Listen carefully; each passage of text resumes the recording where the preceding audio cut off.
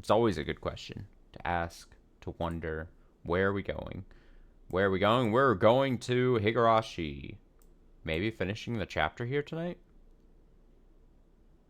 I'll say this at the end of the stream because hopefully, if I can remember, if I don't forget, but I should say it at the top in case I do forget, as has been the case the last couple weeks. Higurashi week, or Higurashi scheduling for the next upcoming week, gonna be a little on the weird side, but I think it'll be fine, especially if we do finish chapter 3 here tonight.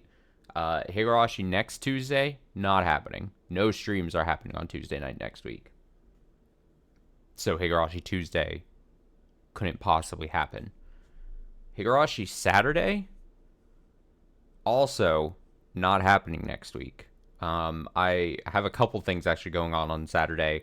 One of which is I somehow accidentally like backed up and invited myself somehow into like a baby shower.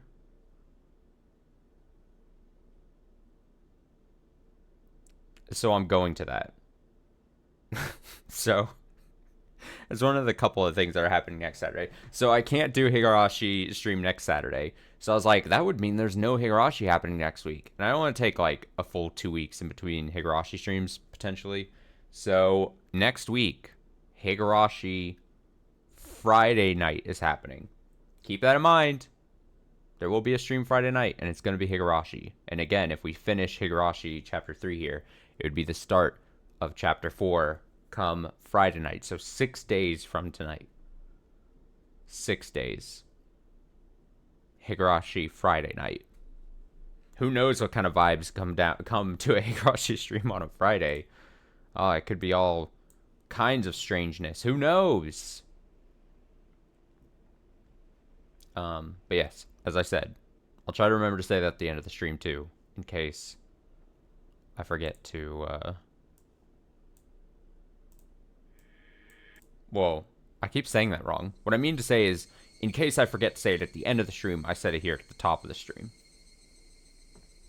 Does that make sense? My mind's been all over the place today. It's been one of those Saturdays. Let's see. Let's quickly recap what happened last Higurashi stream on Tuesday night. Tuesday night was the last day. I mean, I did a stream earlier today here for a few hours. The rare, not super, the semi-rare split stream day on a weekend. So last stream, though, really happened like Tuesday night. And it was the Higurashi of what we last read. Where basically, to sum it as in like one sentence, I would say the paranoia probably is getting catchy. But he returns back to school. He thinks things are going to be a-okay. He's like, I pulled off the murder. Things don't seem to be great. And in fact, not only do things not seem to be back to normal, they seem to be even weirder in his eyes because he has the rest of his friends acting as if and saying he was at the festival, even though deep down in his own being, he knows he was not at the festival. And they convinced him and, gaslit him so much that he's like, wait, did they see someone who was acting like me? A fake me? Was a fake me there? Was a doppelganger there? His paranoia is off the charts. He's wondering. He's like, what the fuck is going on? Every one of the friends, Mion, Reina, Rika, they're all like, yeah, we saw you. You saw me doing the dance. You saw us at the festival. I had a slight theory where, like, I don't know how much I 100% believe it, but I gotta believe it. I gotta believe it with my body, my whole being, that basically they recounted what we saw in chapter 2 at the festival. The whole competition at the aiming little game thing for prizes. The dance. They even talked about a detail where Shion tried to get his attention and he rebuked her. They talked about that, which is different than what we had read in chapter 2. So there's some interesting bits there. So they're doing all this, and then it took even weirder turn where I keep wanting. There's a Final Fantasy character named Shantoto, and I don't know why, but like the last week or week and a half or 2 weeks or so, every time I think of Satoko, and my brain wants to say Satoko. I've had to try really. I don't think it's come out yet until me just saying it now, but I've had to try really hard not to say Shantoto for some reason. I don't know why I'm thinking of Shantoto a lot recently, but just know that that's where my brain is right now. And I want to so just in case Shantoto comes out, now you actually know. So Satoko was telling him, "Hey, my uncle is still alive. He's still abusing me." And he's like, "What the fuck?" And then, so we put those two stories where they're saying he was at the festival and that the uncle is still alive. And he's like, "Did I actually do the murder that like took so much planning and is eating me at my core, basically, as a human being? Did that not take place? Did I just imagine that?" So he's freaking out. He's being weirded out. And Mion and Rina are like, "Hey, do you guys want? Hey, Ketchy, do you want to go to hang out at the dump and go treasure hunting?" And he's getting such a weird vibe that he says no. He gets such a weird vibe from them. But my theory here is that they were going to pull him aside and say, "Hey, we're building your alibi." I don't know how deep they would have to go into telling him, like, "We know what you did," but I'm like, at the risk of sounding really dumb when I'm proven wrong, I'm like 99% sure they were trying to cover it and create his alibi basically here. And this will be further reinstated here in a second when we get later into the recap here. So he goes, "No, you know what?" He's looking for an excuse not to show up because he's getting weirdness again from them. And then finally, Rena's like, "Are you sick?" Something along the lines like, "Are you feeling sick? You should go to the doctor." He's like, "Yeah, I'll go to the doctor," and I can't lie. I'll actually go to the doctor. He there meets Irie, and he's like, "Oh, Irie is a doctor here." They have this talk. They do this roundabout thing with their words, conversation, where he's like, "Is it possible I have a twin that I don't know about?" And Irie is like, "What the hell is going on with this kid?" And basically, finally, after a while, Ketchy admits to killing the uncle. And thinks that he's fine admitting this to Irie. Because he thinks Irie is on his side, basically. And Irie is like, "Okay, sure, whatever. Let's have some tea or whatever." And then he basically, through this thing, overhears, eavesdrops, and Irie is talking to another nurse doctor person and like, yeah, spike his tea. He's talking nonsense. He might be having some kind of manic episode, whatever the case is. I was thinking a lot about this scene because it could be so many different things here, right? I think, right? Irie, again, could be on his side, potentially, whether he's working with Mion or not, and them, but he could be on his side and trying to cover for him in a weird way. It could be that he actually thinks that Ketchy murdered someone and that he's not okay with that, and so he feels like he has to do something. It could be that he actually thinks Ketchy's having a manic episode, in which case this is what he thinks is the right thing to do. There's so many different ways Irie's situation could go into this, and that's probably weirdly like the one stretch of story I've thought a lot since last Tuesday, is just like, what side is Irie on? Or exactly what is Irie's end goal? Or exactly what is he trying to accomplish, basically, when it comes to Ketchy? And at some point, I don't know if it's with the conversation with Irie or in a previous discussion or whatever. I'm kind of somewhat forgetting this detail. But basically, it was planted, I think it was with Irie, that Irie is like, "Are you sure you killed the right person?" Because I think Ketchy admits, like, "Hey, Shantoto was saying that her uncle's still alive." And then he's like, "Well, are you sure you killed the right person?" And then it's like, "Oh, well, the uncle has a tattoo, a distinct tattoo on his back. Did you catch the tattoo when you were murdering him?" Basically, then, Ketchy runs out of there, escapes Irie because he's nervous about Irie and what he's doing potentially trying to drug Ketchy.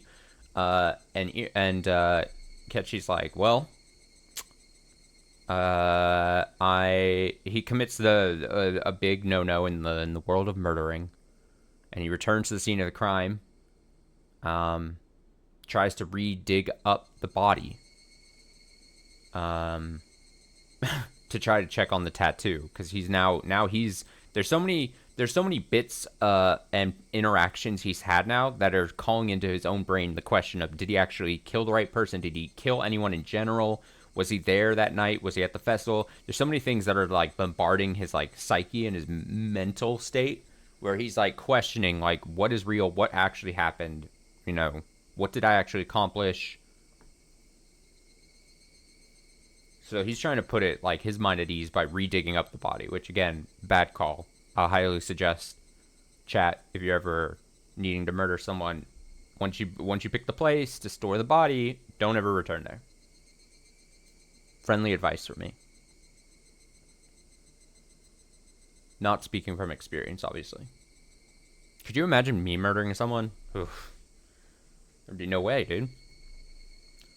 But I talked about that previously, how I would not be able to commit a murder. And only some people believe me. So then, as he's trying to dig up, the police force, led by Oishi, basically bumps into him.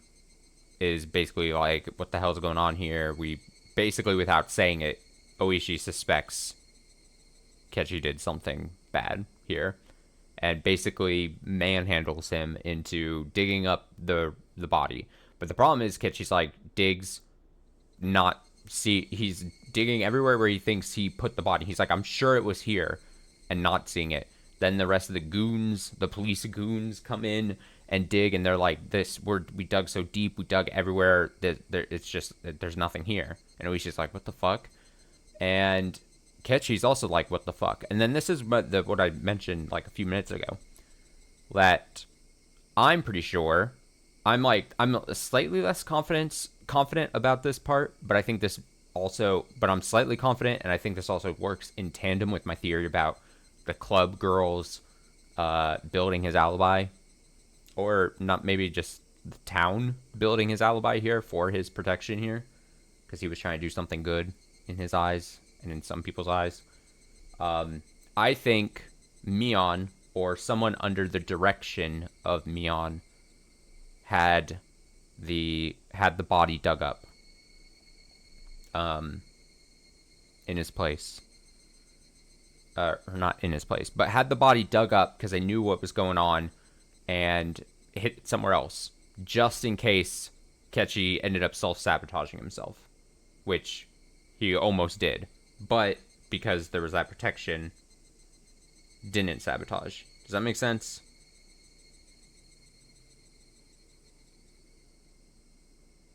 I'm trying to make it all make sense. I think it makes sense. In my head, it makes sense. And I think that's basically where we left off. I don't remember if there was like a final last bit, but like, yeah, it was just Ketchy not finding the body, him being like, what the fuck? Everyone, Oishi being like, what the fuck? And I think that's where we're at. Like I said, I think the biggest thing is not stated in the story, but my assumption is that friends of his and maybe other people in the town trying to build him an alibi, him misreading the situation, him freaking out more because things aren't necessarily being spelled out and explained to him, but that's because he didn't allow himself to be explained things, basically, I feel. And then a series of fuck-ups on his side where he went back to the body, almost potentially got himself in trouble. Things of that nature. A nice, like, 10-minute recap. Yeah?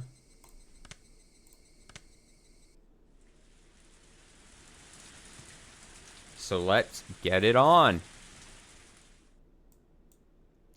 The body wasn't there. The police didn't arrest me because of that. but I didn't know whether to feel happy about it. Just like Satoko had said, I'd failed to kill her uncle. The body wasn't there, so I was forced to conclude as much, no matter what strange natural disaster, coincidence, or miracle it might have implied. In order to free Satoko, I became a demon, and this abnormal world was my reward. Yes, metaphorically, I had fallen into the demon world. But if that price had been in exchange for the life of Satoko's uncle, then that would have been fine. Since Satoko's uncle was still alive, still shackling her to him, I needed to become a demon once again. One more time. Damn. No, as many times as it took. I would kill that man over and over again until Satoko was liberated. Great! I had already awoken. I looked at the clock to see that it was early in the morning, at just about 5. It was already light outside. Once I'd hardened my resolve to become a demon again, I could feel my whole body teeming with the awakened power once more. Time wasn't an issue. No matter what, I'd do it. I got myself up. The exhaustion from the past 2 days was completely sucked away, and I didn't even feel sleepy anymore either. I slowly rose and made sure my body was moving like I wanted it to. I could feel blood flowing through each and every one of my fingers. I need water. My water.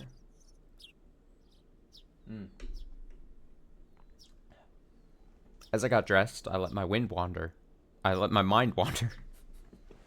That's not a W. And had a strange thought.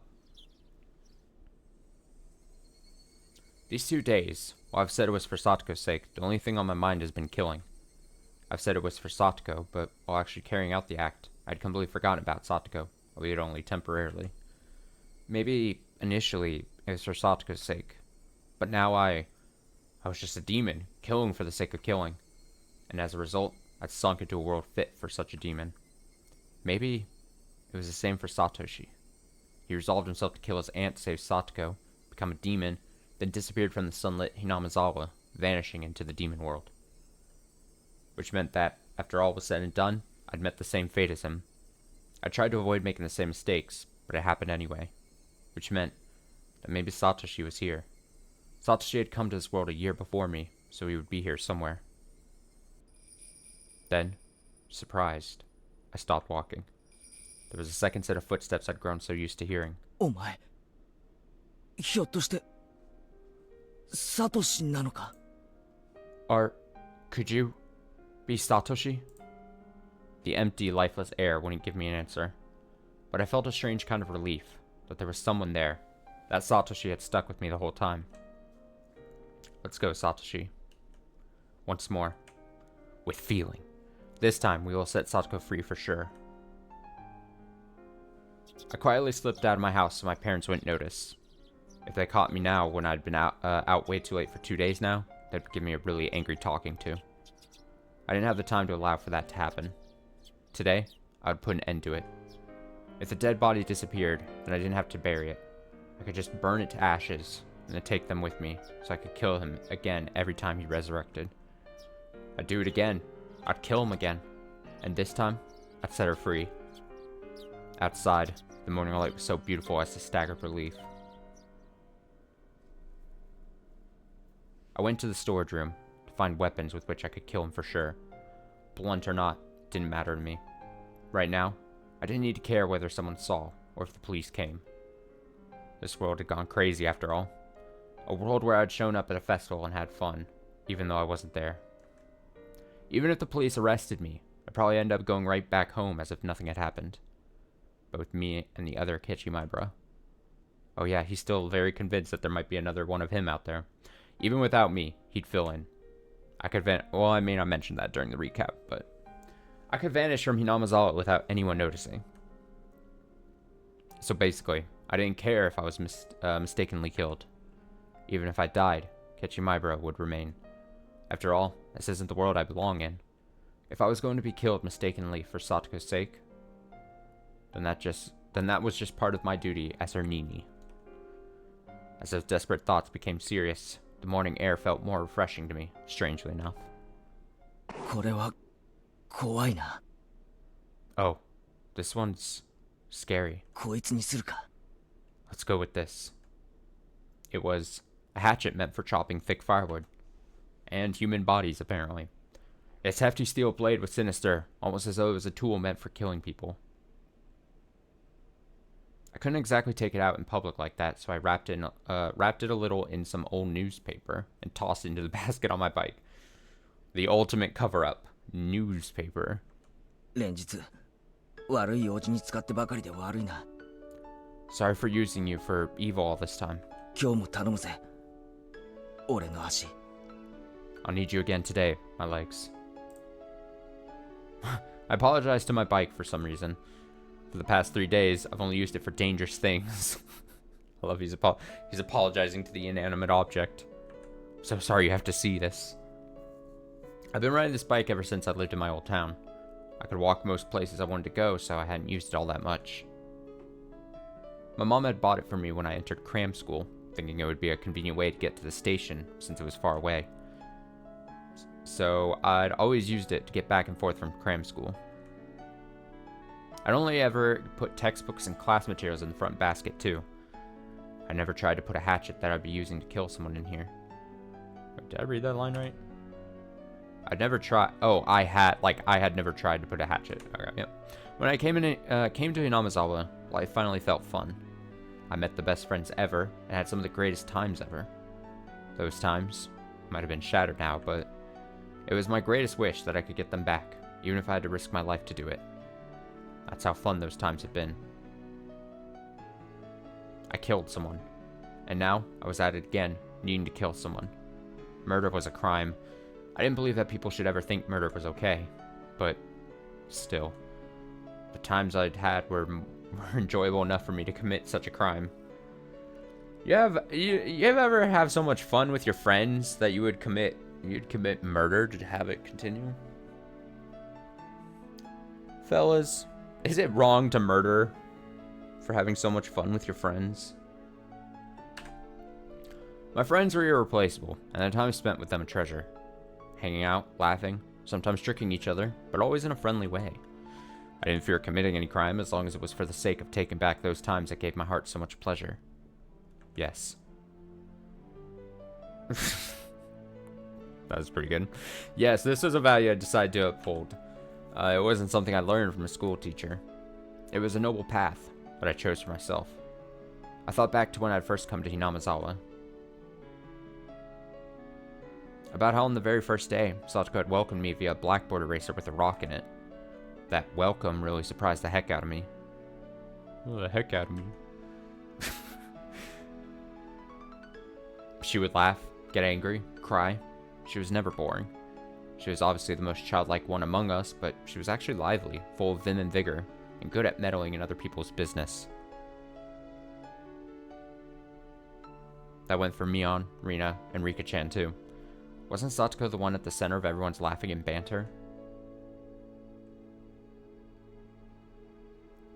Satoko would try to look cool. Then Mion would make fun of her endlessly. Then Satoko would cry, which would put Rina in a state of ecstasy. Rika-chan would be greatly delighted. And I happened to get mixed up in it. We would always fool around like that. It was lonely when someone wasn't around, but if I had to name one for whom it was the worst, it would have been Satoko. Her smile was everyone's smile. Ever since she stopped smiling, so did the rest of us. And for the rest of us, not smiling was the same as dying. It was just like that. It was just like when I was silently going to cram school every day, just to maintain my unchanging test scores. So, basically, we were nothing when she wasn't smiling.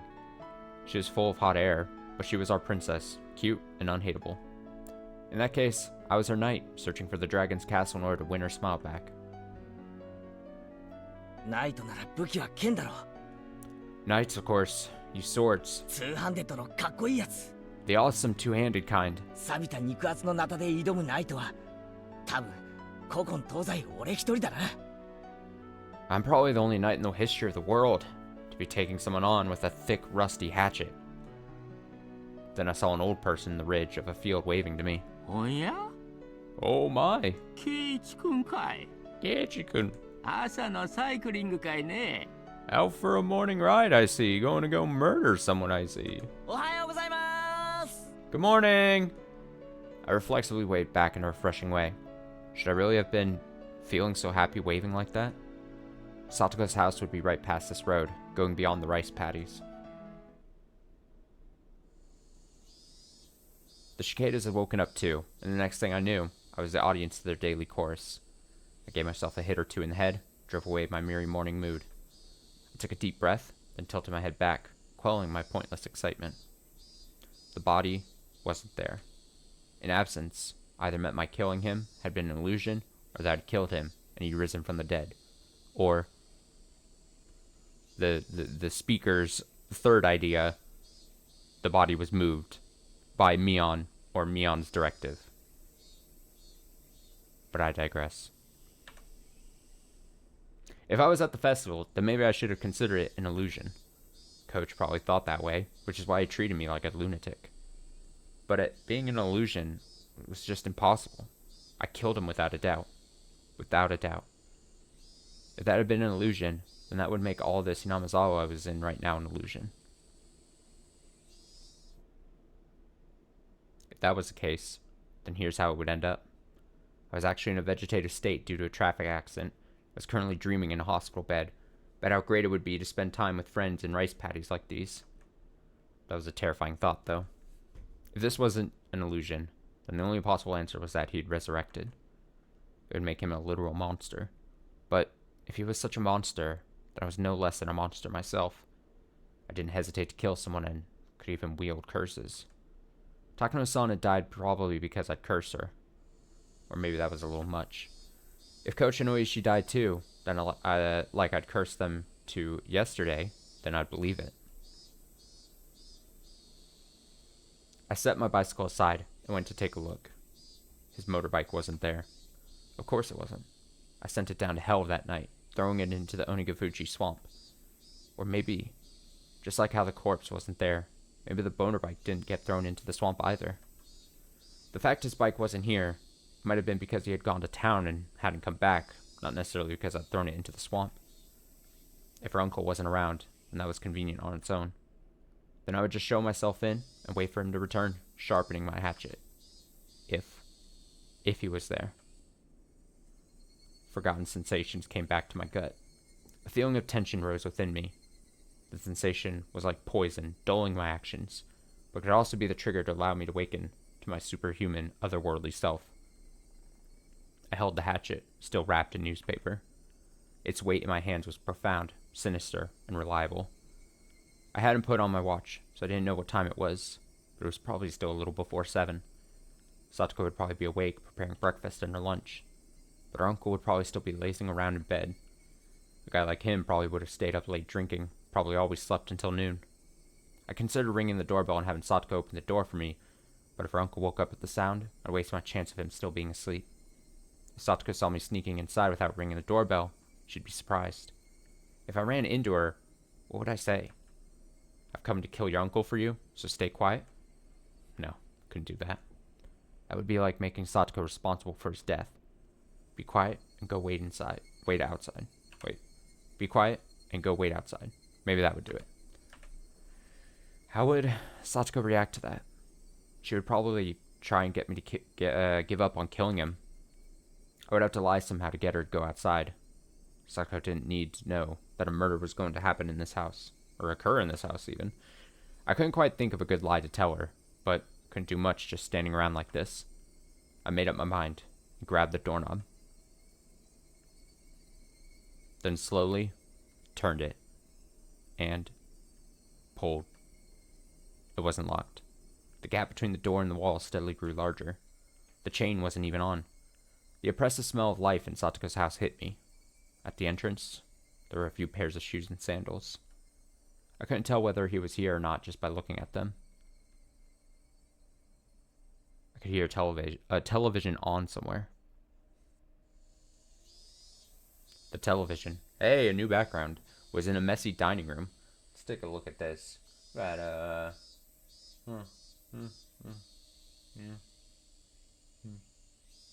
Interesting.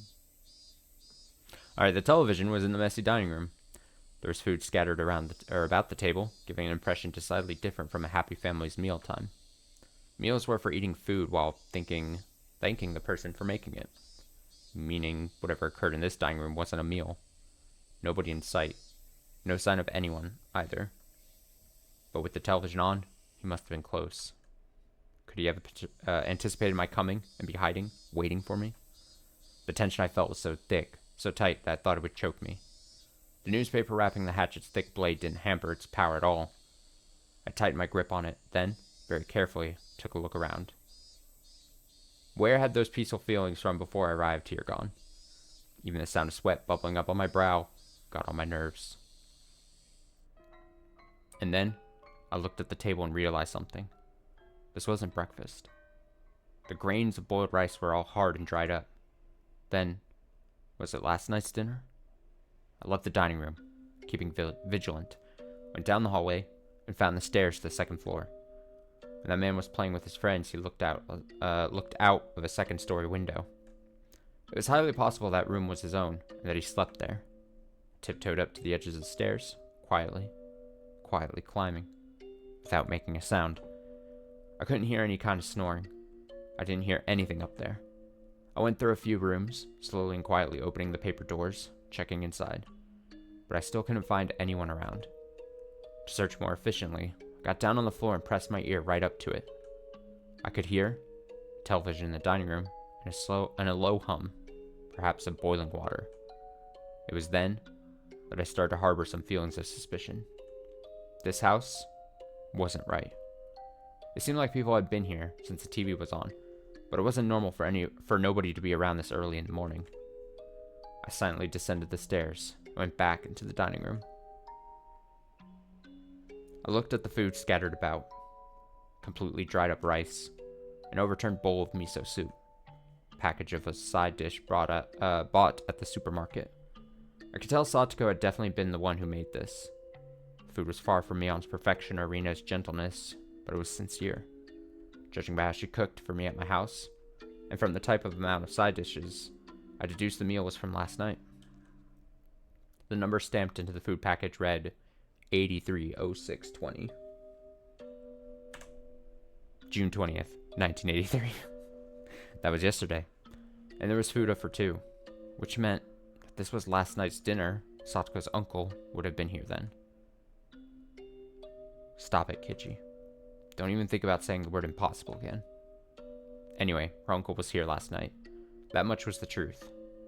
He had found fault with Satoko's food, thrown the bowl of miso soup, and flung the rest everywhere. Hidden deep within my feelings of calm and composure was the flame of anger and a curse. Should I have ever shown this man any mercy? Bump. I heard the sound again, the one from before, like a water boiler.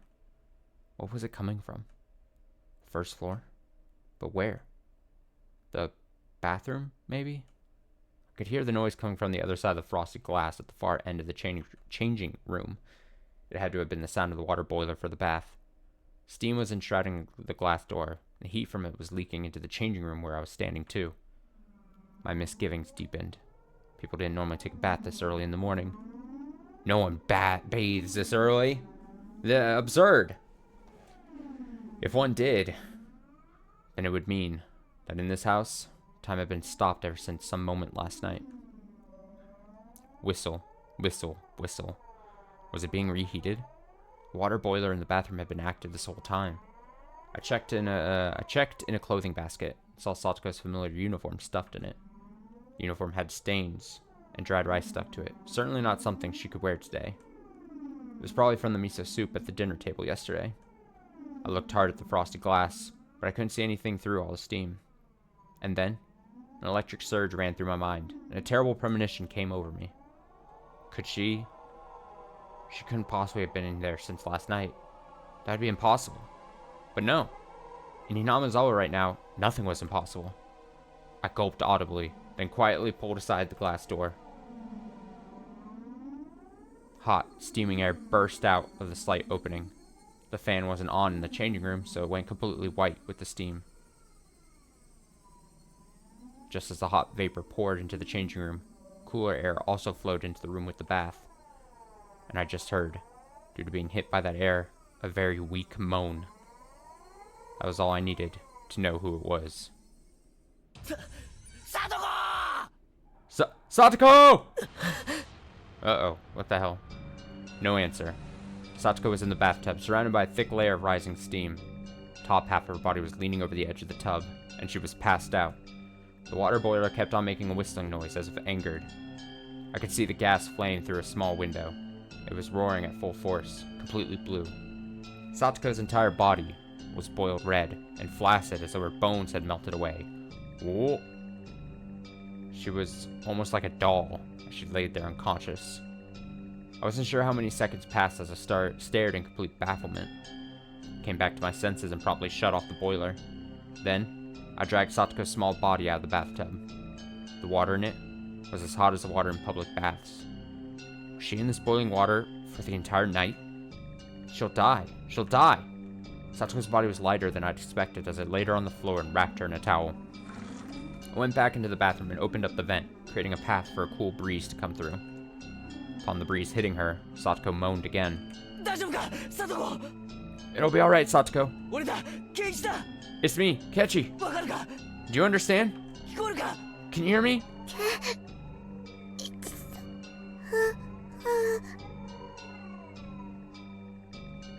Satoko recognized me and muttered a response, but I couldn't really tell what she was saying. Her eyes were muddy and unfocused. I could tell she wasn't completely conscious.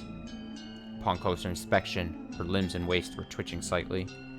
This was way worse than normal overheating. This was dangerous. Didn't they call this heat stroke? Think, what would the teacher do? If a girl passed out in the middle of summer during a marathon in gym class or something? I turned the water faucet in the kitchen all the way on and soaked a towel in it. I then took the cold towel and pressed it to Satoko's forehead. Satoko reacted harshly to the coldness and let out a muffled voice. For burns.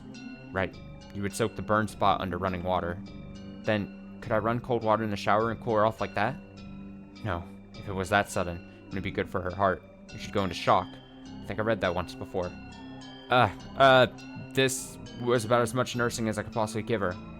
Anything more than this would be too much for the likes of an amateur. What happened, Satoko? You're alright now. I will. Your Nini will save you for sure. 5,039.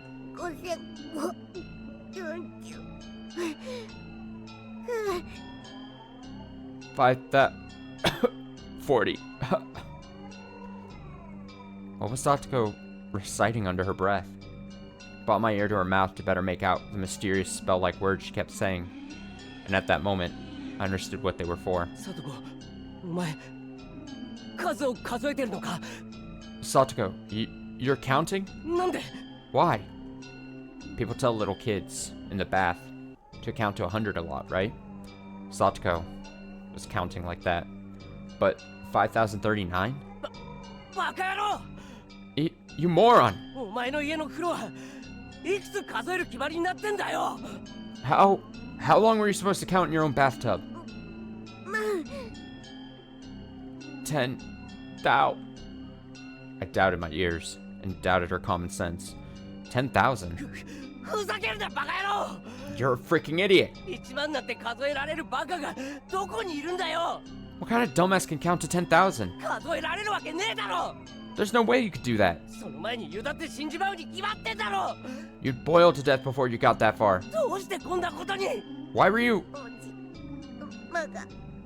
My uncle. Last night, her uncle flew into a rage at the dinner she'd made, saying it stunk and was inedible. Satoko didn't understand what on earth he meant. It wasn't much different than what she usually made for him. Maybe he hated the smell of the pickled vegetables she'd brought in particular. Her uncle then decided the stink was originating from Satoko, shouted at her that she never, ever took baths. And then, he put Satoko in the boiling water and told her not to come out until she counted 2.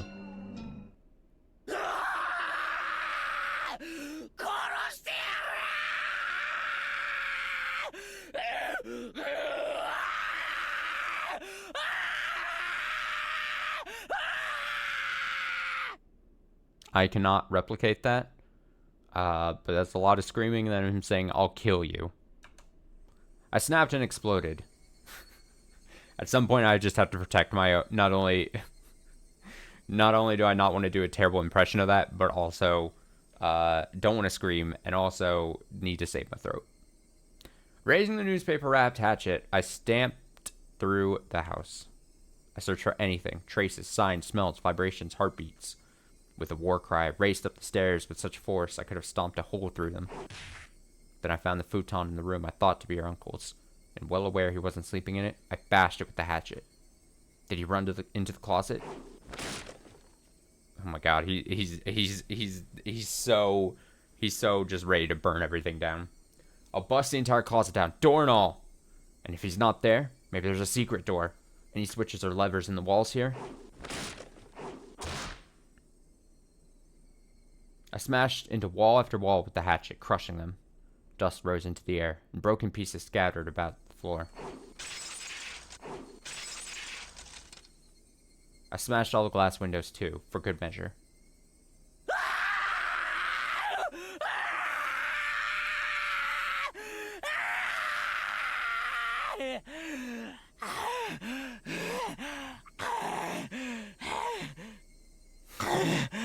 Jesus. After I'd destroyed everything beyond recognition in her uncle's room, my reason finally kicked in and suppressed my emotions. Anyway, her uncle wasn't in the house right now. I'd have to leave killing him until later. Right now, I had to do something about Satoko. I went back to the changing room. Satoko was still lying limp on the floor. There was nothing more an amateur, like me could do for her. I needed to take her to the clinic. Coach had treated me like a lunatic yesterday, tried to lock me up in a mental hospital. I never wanted to see his damn face again, but I still need to go to the infirmary one more time. I need to have a doctor look at Satoko. I thought about putting her in the dirty uniform lying in the laundry basket, but I had no experience dressing someone, so it'd be pretty difficult. Shit. I don't have time to be wasting here. I eventually gave up on clothing her and decided to carry her in the bath towel. The clinic was close to Satoko's house. It'd be way faster to carry her there than to call 119 and get an ambulance. I threw the biggest towel I could over her and prompted her to stand. Can you stand? I'll carry you over to the clinic. Thank you. Her words sounded clearer than before. She was starting to come back. I cried tears of relief just knowing she'd improved even a little bit. Satoko turned over, so she was lying on her face, and then put up a weak struggle to get up on a knee. I smoothly swept her up and put her on my back. The towel I put on her seemed like it was about to fall off. The towel, it hurts. We'll be there soon. It won't be long, so stay strong. It didn't hurt one bit to carry Satoko. She was light, too light.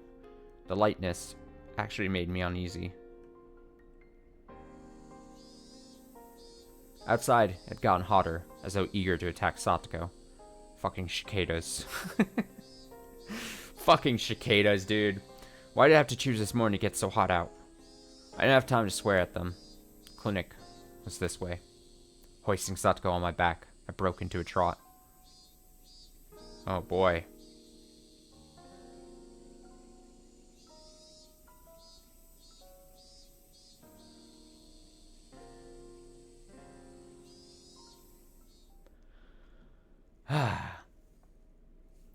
The hilly road to the clinic, with which I had never had difficulties before, was now torturous. Big beads of sweat formed on my brow, and at some point, my breath had grown faint. The hatchet in my belt was heavy and made it hard to walk. Why is he still carrying the hatchet? I would have considered putting that down somewhere, but whatever. I considered leaving it, but I couldn't let it go. At least not while Satoko's uncle was still breathing. The signboard for the Irie clinic came into sight, but I quickly noticed something was odd, so I stopped. Several red revolving lights were flashing at the clinic. Three police cars were parked in the parking lot with their lights on. There didn't need to be much else to inform me something had happened. I didn't want to see Coach, so I had planned to leave Satoko in the clinic waiting room and give the receptionist the message. But with that police officer Oishi here, couldn't go inside so carelessly. What's going on?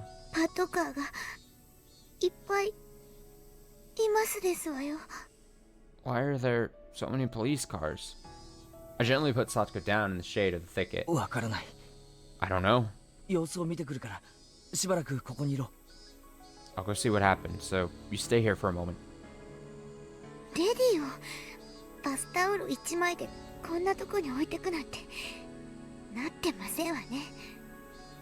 Leaving a lady in a place like this wearing nothing but a bath towel, simply unforgivable. それだけ悪態がつけりゃ大丈夫だ。 If you can still fire off those insults, you'll be fine.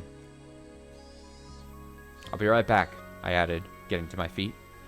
Cautious of my surroundings, I hid myself behind a car and got closer to the officers grouped at the clinic's entrance. I overheard an officer wearing a necktie, probably their leader, and a white-robed doctor having a discussion about something. The doctor didn't seem to be Coach. It was one of those who Coach told to make the tea yesterday. じゃあつまり最初に見つけたのは朝当番のあなただったと。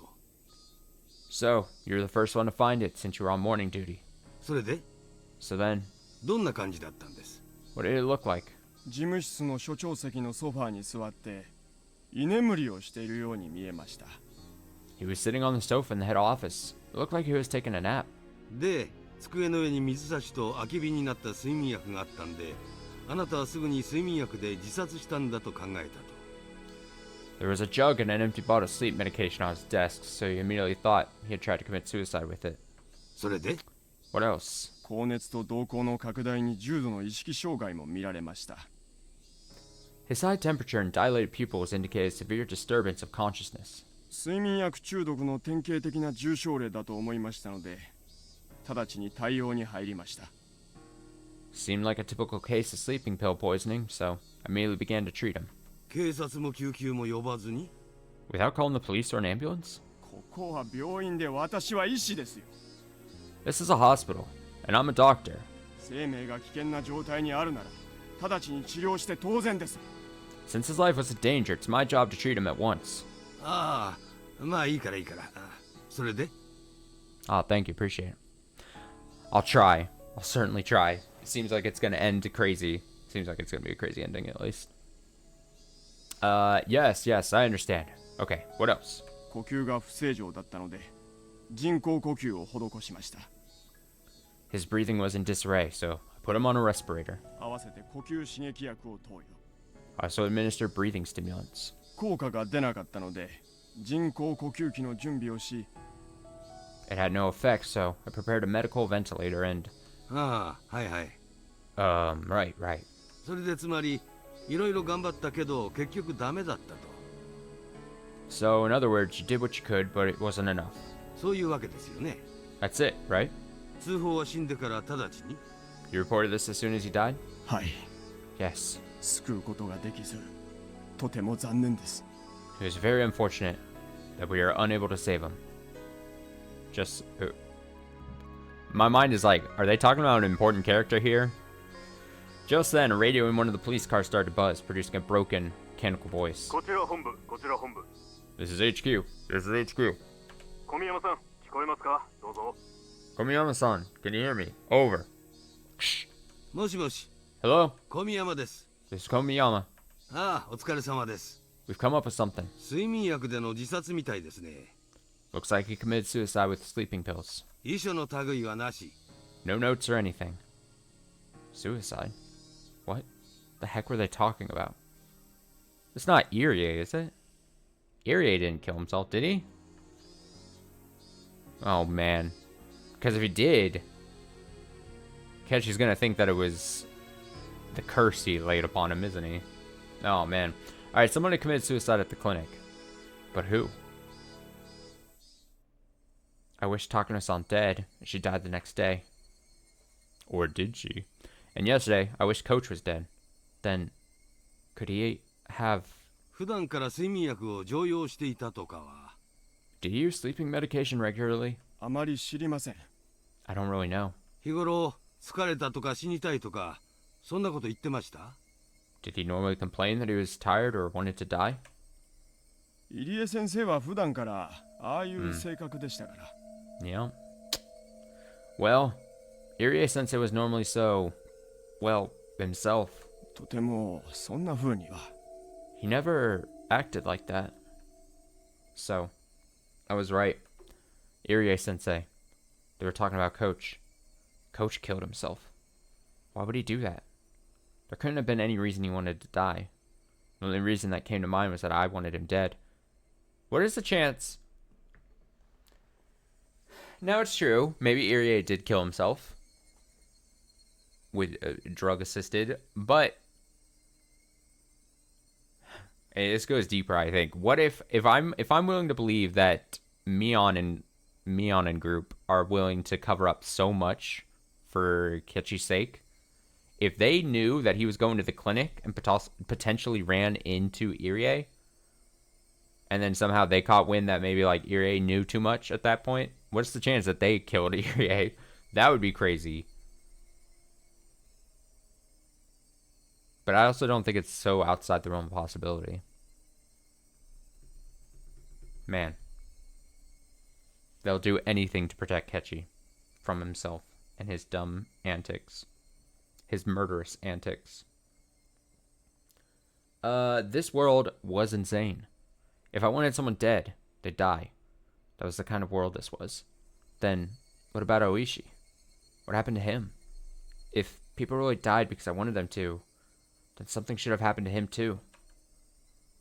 そちらに応援が向かいました。 I've sent you back up. 課長からそちらは応援に任せて大石社の捜索に戻るとのことです。 The chief wants you to leave the rest to them and get back to searching for Oishi's car. 了解しました。 Yes, sir. じゃあすいません。 Please excuse me then. こっちに今応援が来てるそうですから、現場はこのままにしておいてください。 It looks like we're getting relieved here, so please leave everything as it is right now. おい、行くぞ。 All right, let's go. The officers nod and split up into the patrol cars. Did they just say searching for Oishi's car? Searching for his car. That meant he had gone missing? Takano-san, Coach, and Oishi. When I wished for it, the very next day, they disappeared. No matter how angry you were when you said you wished someone was dead, it didn't normally happen. Everyone knew just wishing for it wouldn't make them dead. That's why people could utter such curses so lightly. But the curses I uttered were being granted. At the time, I hadn't even been walking, and yet... Tap. I heard a footstep. And it wasn't only one this time. Tap. Tap. They came from behind. And they stood right behind me, reaching a hand for my shoulder. 一体何事なんですの？ Would you mind telling me what's going on? サトコか。 Satoko, 脅かすなよ。 don't scare me like that. 驚いたのはこっちでしてよ。 I'm the scared one here. いきなり大声を出さないでくださいまし。 I preferred if you didn't shout so suddenly. It was Satoko. Her eyes were still unstable, unfocused, but she seemed like to at least walk on her own. But she seemed able to at least walk out on her own now. She looked far better now compared to her earlier exhausted state. 具合はどうなんだ？ How do you feel? もう大丈夫なのか？ Are you better? まだ頭が痛いですけど、 My head still hurts. いつまでもこんな格好で表にいられませんもの。 But I can't stay outside looking like this forever. She gave a smile, a show of courage, but her legs were still shaky. それより、これは一体何事なんですの？ Anyway, what on earth is going on? 今、警察が話してるのを聞いてた限りじゃ。 From what I just heard the police talking about, 監督が自殺したらしい。 Coach apparently committed suicide. Huh? Satoko was at a loss for words. Her face grew paler and paler. I could tell she was doubting her own ears. ケイチさん、それ、 Kechi-san, that... 本当ですの？ is that true? 何かの聞き間違いじゃないんですの？ I didn't mishear you? 確かにそう聞いたよ。 That's what I heard. 入江先生が睡眠薬で自殺したって。 They said Irie-sensei killed himself with sleeping pills. Satoko went down on her knees and broke out in tears. 嘘ですわ。 It can't be. 監督が自殺なんてそんなの絶対に。 Coach, he would never ever kill himself. As I watched Satoko crying and clawing at the grass, I felt myself trapped by guilt and remorse. I got so angry that Coach was treating me like a madman yesterday. Then he betrayed me. Then I thought he'd be better off dead. But even Coach, who to me deserved to die, still must have had people who loved and respected him. Like Satoko here. In my selfish, egotistical anger, I wished for his death, and it was granted. And now Satoko was crying hysterically as a result. The guilt tore at my heart. I worked myself up to murder for Satoko's sake. I decided I wanted Satoko to be happy. But was that really all it took? Murder meant taking someone's life. It meant making everyone attached to that person sad. In Satoko's uncle's case, of course, nobody would be sad. So I didn't feel a sense of guilt at all. But Coach's death was different. I had wanted to make Satoko happy. And that had resulted in me inflicting a deep sadness upon her, hadn't it? But Coach killed himself. It wasn't my...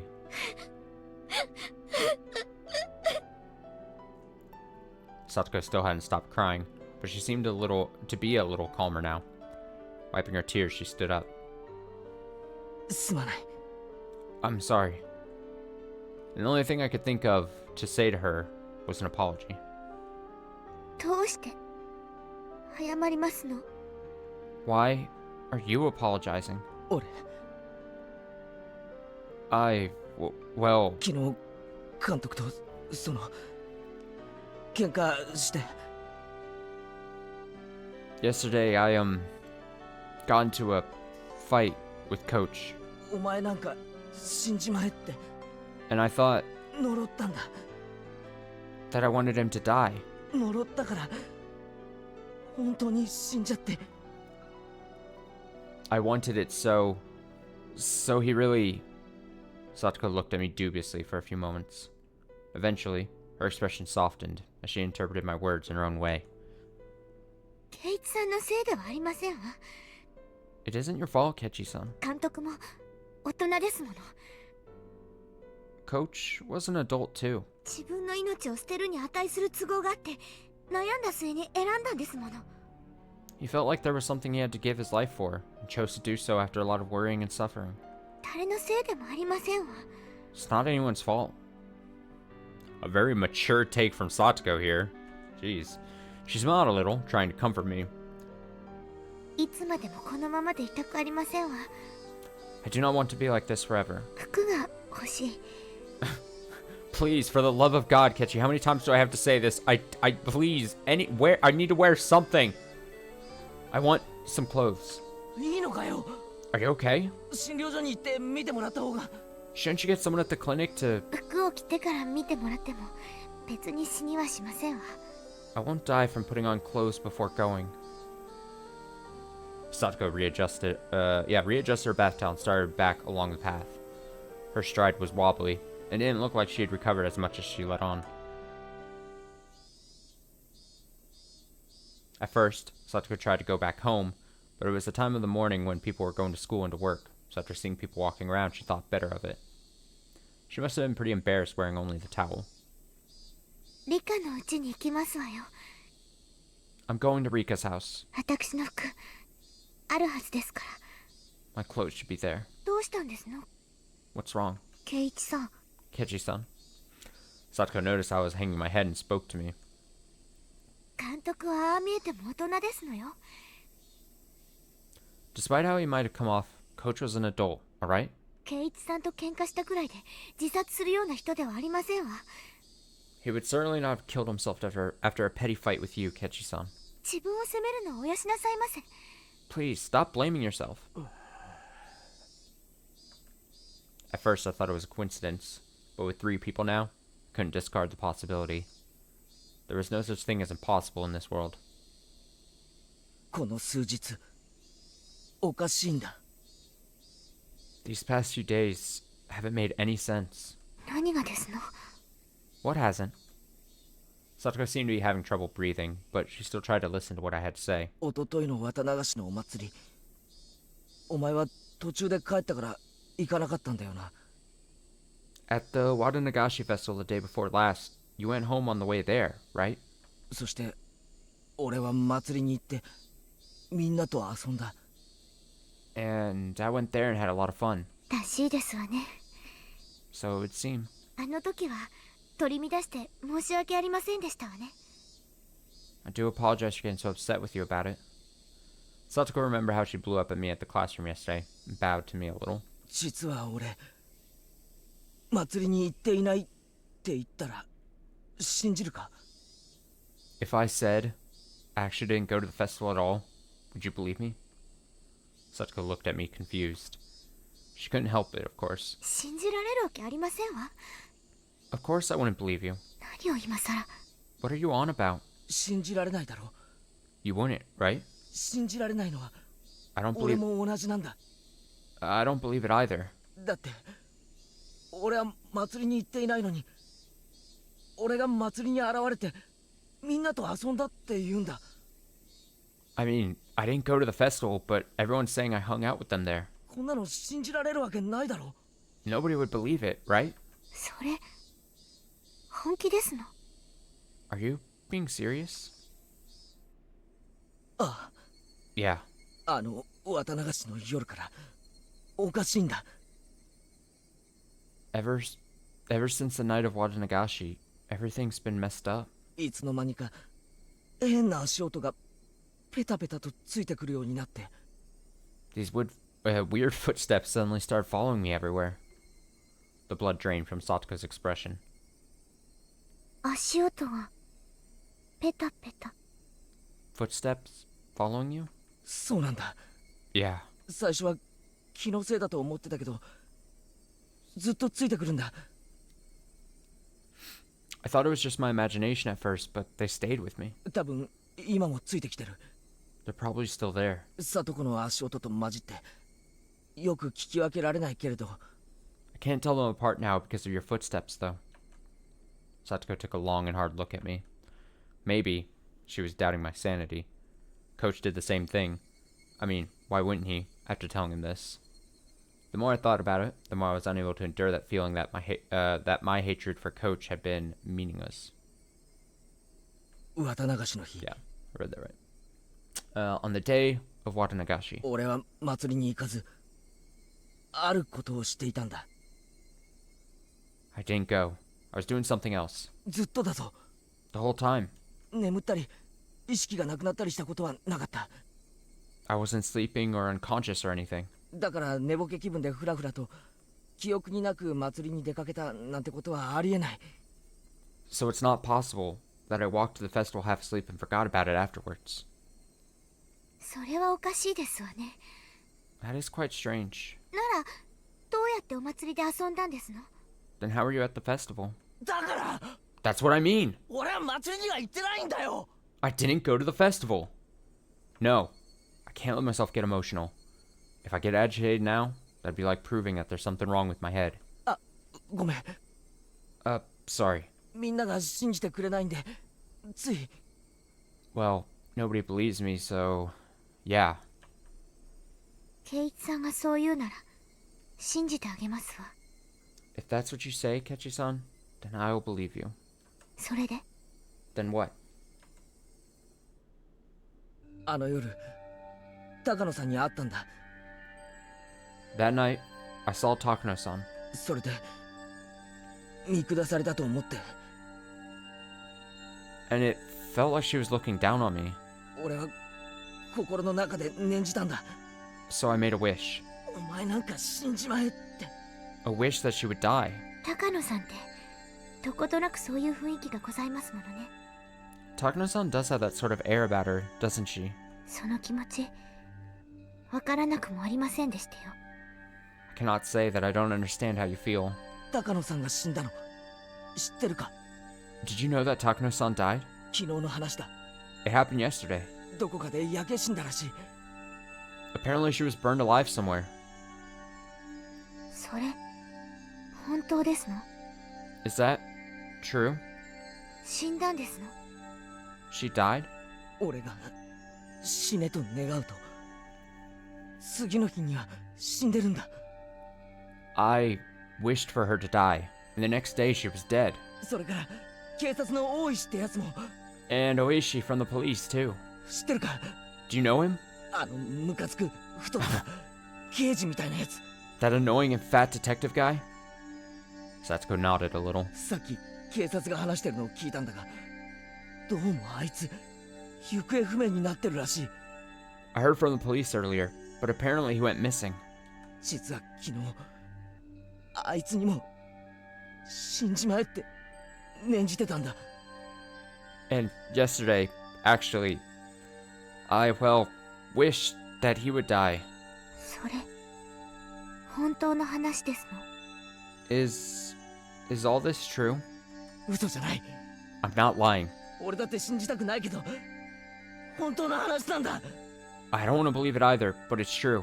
高野さんも監督も大石も俺が死ねと念じたら本当に死んでしまったんだ。 Takano-san, Coach, and Oishi, I wanted them dead, and then they really died.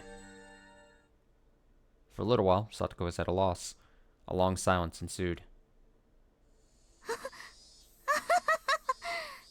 それは怖い話ですわね。 What a scary story. 圭一さんにせめて嫌われないように気をつけませんと。 I should be sure not to get on your bad side, Kechi-san. それだけじゃない。 And that's not all. もっとおかしいこともあるんだ。 There's something even stranger. それはお前のおじなんだ。 It's about your uncle. おじさまの話はやめてくださいましな。 I would rather you not talk about my uncle. 昨日いたんだろ？ He was there yesterday, right? お前の家に。 At your house? あの人の話はやめてくださいます。 Can we please stop talking about him? 嫌なんですの。 I don't want to. ありえないんだ。 No. She's gonna freak out at him. I feel it. I can feel it building. He's picking at the wound. He's picking at the scab. She's telling him to stop, and he's not stopping. It's impossible. あいつがいるわけがないんだ。 He couldn't have been there. やめてって言ってますのよ。 I said stop talking about him. いや、 No. No. あの男が綿流しの夜以降いるわけがないんだ。 That man couldn't have been there after the night of Watanagashi. だって Because I... No! あの男のことはもう嫌なんですの。 No more, please. No more about that man. 俺が殺したんだ。 I killed him この手で。 with my own hands. Even the cicadas were like, what the fuck, man? No, even the cicadas stopped crying. Her face was streaked with tears, and it stiffened even more as she looked at me in disbelief. 俺が綿流しの祭りの夜にお前のおじを殺したんだ。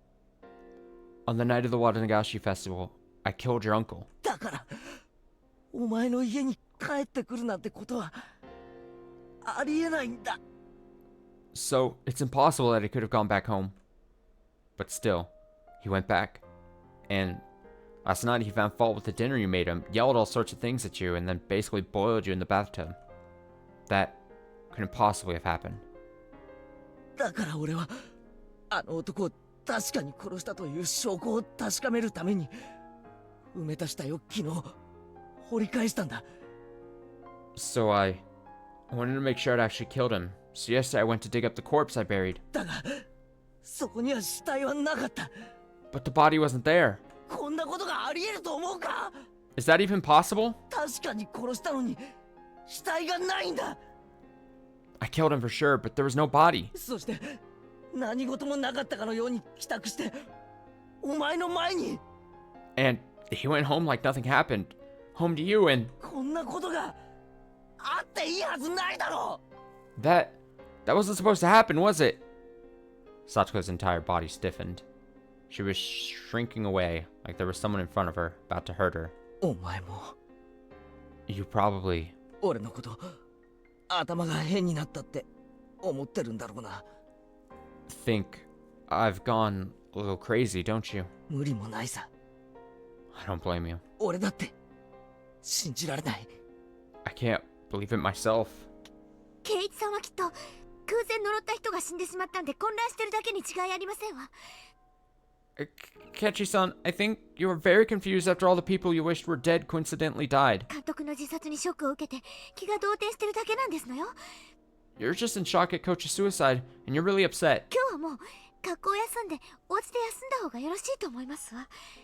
I think you should stay home from school today and rest. 私はもう平気ですから、どうかご自分の体を大事になさいまし。I'll be fine, so please, take care of yourself. Satoko spoke like she understood me, but she also told me to go home. I could see the revulsion in her face, and knew that she didn't want to be around me anymore. サトコをちゃんと診療所まで見送ったら俺も帰る。 Once I show you to the clinic, I'll go home. サトコだってまだ足元がフラフラじゃないか。 Your legs are still shaking, aren't they? 途中で倒れたら大変だぞ。 It would be terrible if you collapsed halfway there. 私はもう本当に大丈夫なんですのよ。 Really, I am fine now. 男の人にいつまでもこんな姿を晒していたくないんですのよ。 I do not want to keep exposing myself to a man any more than this.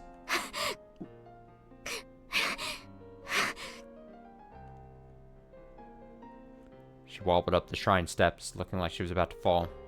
Oh boy. I immediately ran up to her and helped her stay on her feet. But then Satoko promptly jumped away from me. That outright rejection hurt a lot. Once she got to the top of the stairs, her breathing was ragged. She wasn't even looking at me. At this point, I was being ignored. Well, it was more like she didn't want to have anything to do with me. It really was a feeling of rejection. And that hurt my heart more than any blade could have. This is the path I chose for her sake. To be treated like this at the end of it all was just so saddening.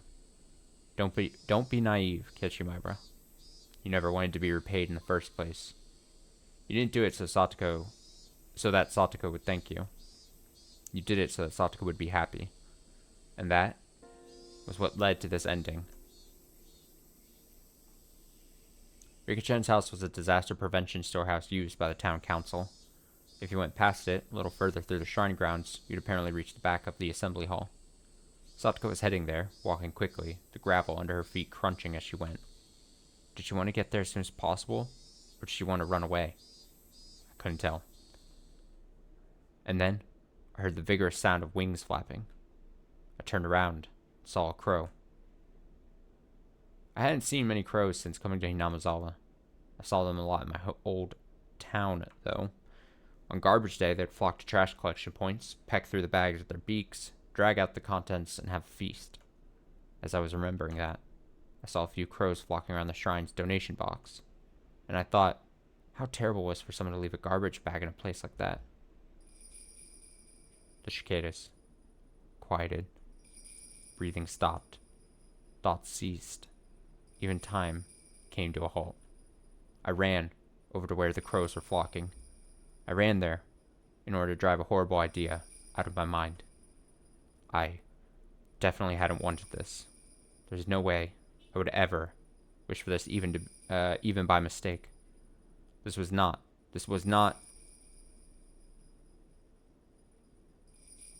What?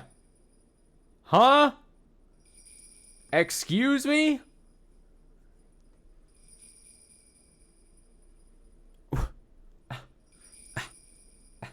I'm at a loss for words. What? When they noticed my vicious approach, the crows all flapped upwards, fleeing into the sky. When the crows' big black bodies flew away, they exposed the garbage bag. Jesus.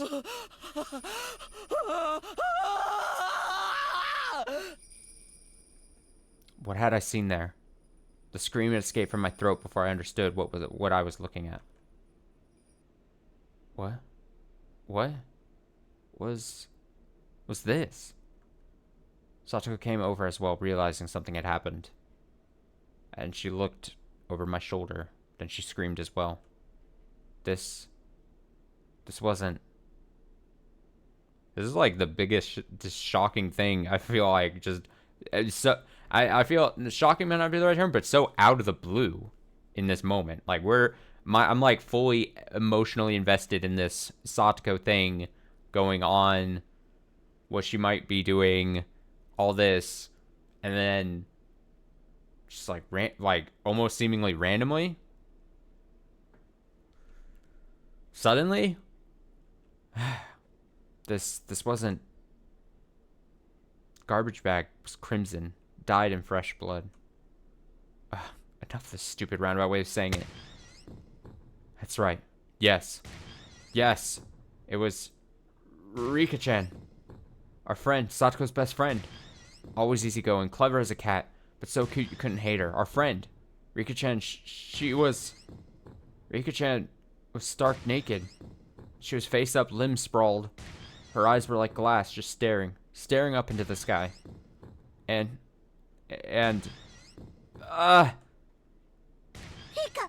Rika.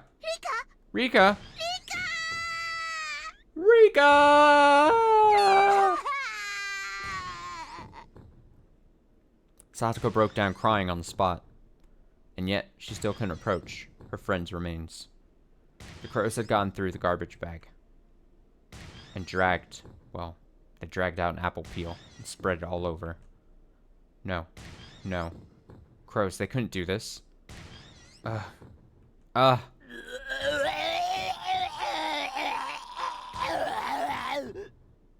I'll try to do that.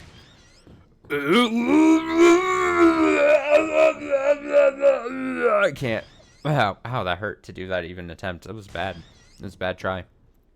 I apologize you had to listen to that. On the spot, I started vomiting. Today I learned I don't have a good vomiting sound. The sour taste became a bitter one as I threw up over and over again.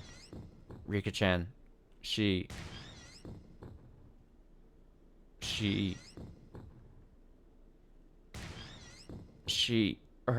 her stomach was cut wide open, vertically, completely open. Rika!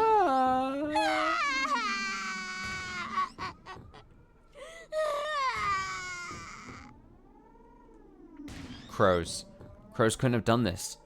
And from her open stomach, her organs, her bowels were dragged out like children's toys left all over the floor. That unbelievable sight induced oxygen deprivation in my brain. Color left my vision, a pounding headache, dizzy, and I wanted to vomit. It was like the nightmarish remains of a ceremonial killing. Someone, somewhere, had killed Rika-chan, brought her here, laid her here with her limbs sprawled out, and then cut open her stomach and dragged out her intestines. Red and pink viscera were sticking out of her gut, and her intestines were scattered in every direction, like it had been for fun. The entire ground was covered in an ocean of red and black. A few of the crows had hopped around inside that ocean. They walked through the sea of blood, leaving bloody footprints. And those footprints, there were several still left on Rika-chan's body. Those sinister prints made it seem even more like a bizarre ritual killing. I may have wished for Takano-san and Coach and Oishi to die, but I didn't remember ever wishing for Rika-chan's death. そうさ、俺じゃない、俺じゃない。 Yeah, it wasn't me. It wasn't me. 俺じゃない。 It wasn't me. I stumbled backwards, then stepped on a newspaper. A newspaper? In a place like this? The newspaper was what was covering my hatchet. I'd kept it wrapped up and on my belt in order to carry Satoko. And that newspaper had fallen off. Sheesh. Don't scare me like that. I bent down to pick it up, and Satoko looked at me with such disbelief as I'd never seen, and froze. Oh no. Oh no. She was looking straight at me. At the hatchet. On my belt. Uh-oh. 落ち着け、サトコ。Calm down, Satoko. これは違うぞ。 This isn't what it looks like. Satoko, trembling madly, backed away. 俺じゃない。 It wasn't me. 俺じゃないんだ。 It wasn't me. 俺じゃ。 It wasn't. murderer. She didn't care at all that she was exposing herself through the towel. She just trembled and tried to step back, but the demon in front of her. サトコ、落ち着いてくれ。 Satoko, please calm down. 頼むから、冷静になってくれ。 Please relax. サト、 Satoko. No. No! Screaming weakly, Satoko began to run unsteadily. Run. Away, that is. 待ってくれ、サトコ。 Wait, please wait, Satoko. 違うんだ。 You're wrong. 違うんだ。 That's not it. The way she ran away, it was so weak, so slow. So if I wanted to go after her, I could have caught up. But if I tried to grab Satoko's shoulder or something right now, she might actually go crazy. So I had to follow her, try to clear this up. 高野さんを殺して、 You killed Takano-san 監督を殺して、 and Coach 大石さんも殺したんでございましょう。 and Oishi-san, didn't you? 星様を殺そうとして、リカまで、リカまで。 You killed my uncle, and then you killed Rika. 人殺し You murderer! 違う。 No, 俺じゃない。 it wasn't me. 俺は殺してなんかいない。 I didn't kill her. 何を言ってるんですの？ What are you saying? あなたさっき自分で言ったじゃありませんの。 You just said it yourself, did you not? 死ねって、死んでしまえって。 You wanted them to die. それでみんな死んでしまったんでしょ？ And then everyone died, didn't they?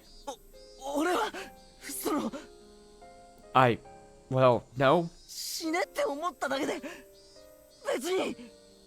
Just wishing that they were dead. That couldn't. 自分で何をしたか記憶に残っていないんでございましょう？ You don't even remember what you did, do you? そんな人の話なんか信用できるわけありませんわ。 How can I trust a person like you? 人を殺した時の記憶が欠落してるだけなんじゃありませんの？ Didn't your memory of killing them just slip your mind? いや、記憶がないふりをしてるだけなんじゃありませんの？ No. Maybe you're only pretending not to remember. 第一、そのナタは何なんですのよ。 Besides, what is that hatchet for? 説明してごらんなさいな。 Try explaining that. これは It's for... ほらほらほら、 See? See? ケイチさんは殺人鬼じゃありませんの。 Ketchi-san, you are a killer, aren't you? どうしてですの？ Why did you do it? ちょっと意地悪だったけど、楽しくて優しい。一度は本当のニーニーかもしれないとまで思ったのに。 You were a little mean, but you were fun and kind, and once I even thought you might be my real Nini. どうしてそんな風になってしまったんですの？ Why did you turn into this? I might have been able to slowly answer each one of Satoko's questions at a time, but in this situation, explaining my innocence in such a short period of time was impossible. I mean, I didn't even know if I was really innocent anyway. At the very least, I killed Satoko's uncle. There was no body, but I killed him, without a doubt. At that point, I was far from innocent. And I wish Takano-san, Coach, and Oishi were dead. And that curse of mine was granted. When I wished for Takano-san to die, I didn't think of it as anything more than a normal thing you'd say to someone you didn't like. But then she actually did die, and I realized that if I wanted people to die, they would. And, hoping it would happen again, I cursed Coach and Oishi to the same fate. So, even ignoring Takano-san's death, Coach's and Oishi's were completely premeditated crimes. Was I a killer, just like Satoko said? Was I unable to distinguish between illusion and reality? Turned into a demon without remembering it? Becoming a killer who carried out Oishi-sama's curse? No, that couldn't be. It was impossible. Ah, damn it. The very word impossible was impossible in Hinamizawa right now. How many freaking times have I said that word these past 3 days? Satoko had started crying again and was walking unsteadily. At first it felt like she was still running, but now it was like she was walking away crying from someone bullying her. どうして、 Why? どうしてこんなことになってしまったんですの？ Why did things turn out this way? どうして、どうして。 Why? Why? If there was an answer to that, then I wanted to know it too. Why? Why had it turned out like this?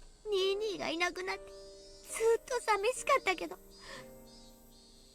After Nini went away, I was lonely for a long time. ケイチさんが転校してきてくれて、たみんな明るくなって But then Ketchy-san transferred to our school and everyone was happy again.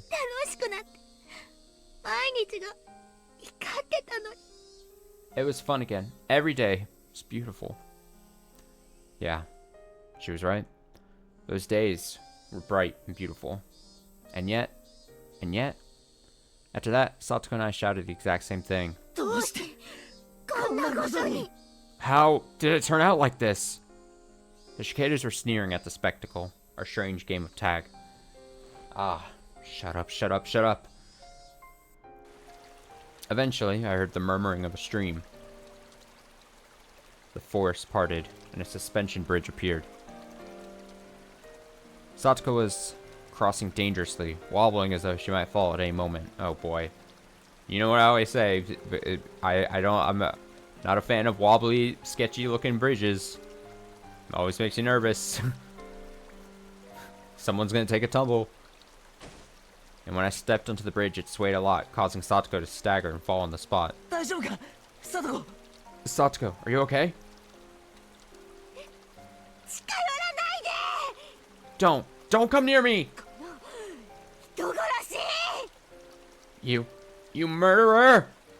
Satoko shouted, her hatred made very clear. It was sad. If words could cut, then this warmth flowing from my eyes would have been blood for sure. どうしてこうなってしまったんですの Why did you turn out this way? ケンチさんのこと大好きだったのに Ketchy-san, I really liked you. I wanted to go up to her and give her a hand, but the distance between us was uncrossable. If I got any closer, Satoko would start shouting again, and say things that would hurt me deeply again. So, couldn't approach any closer than this.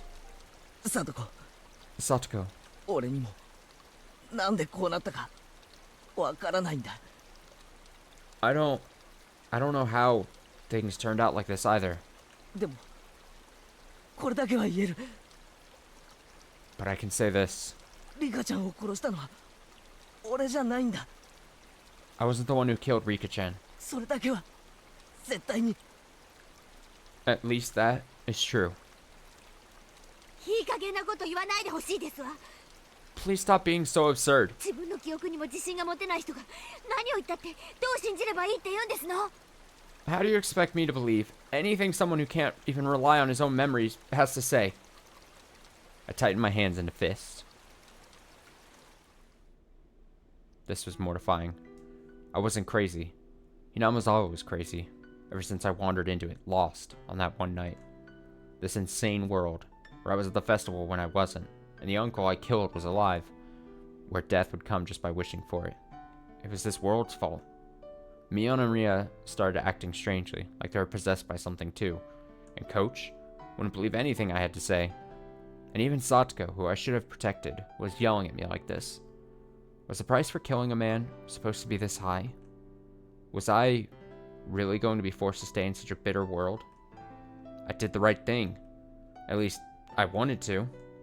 So then, why? I hated it. Every time I asked why, the days Satoko and I enjoyed in peace went so wrong.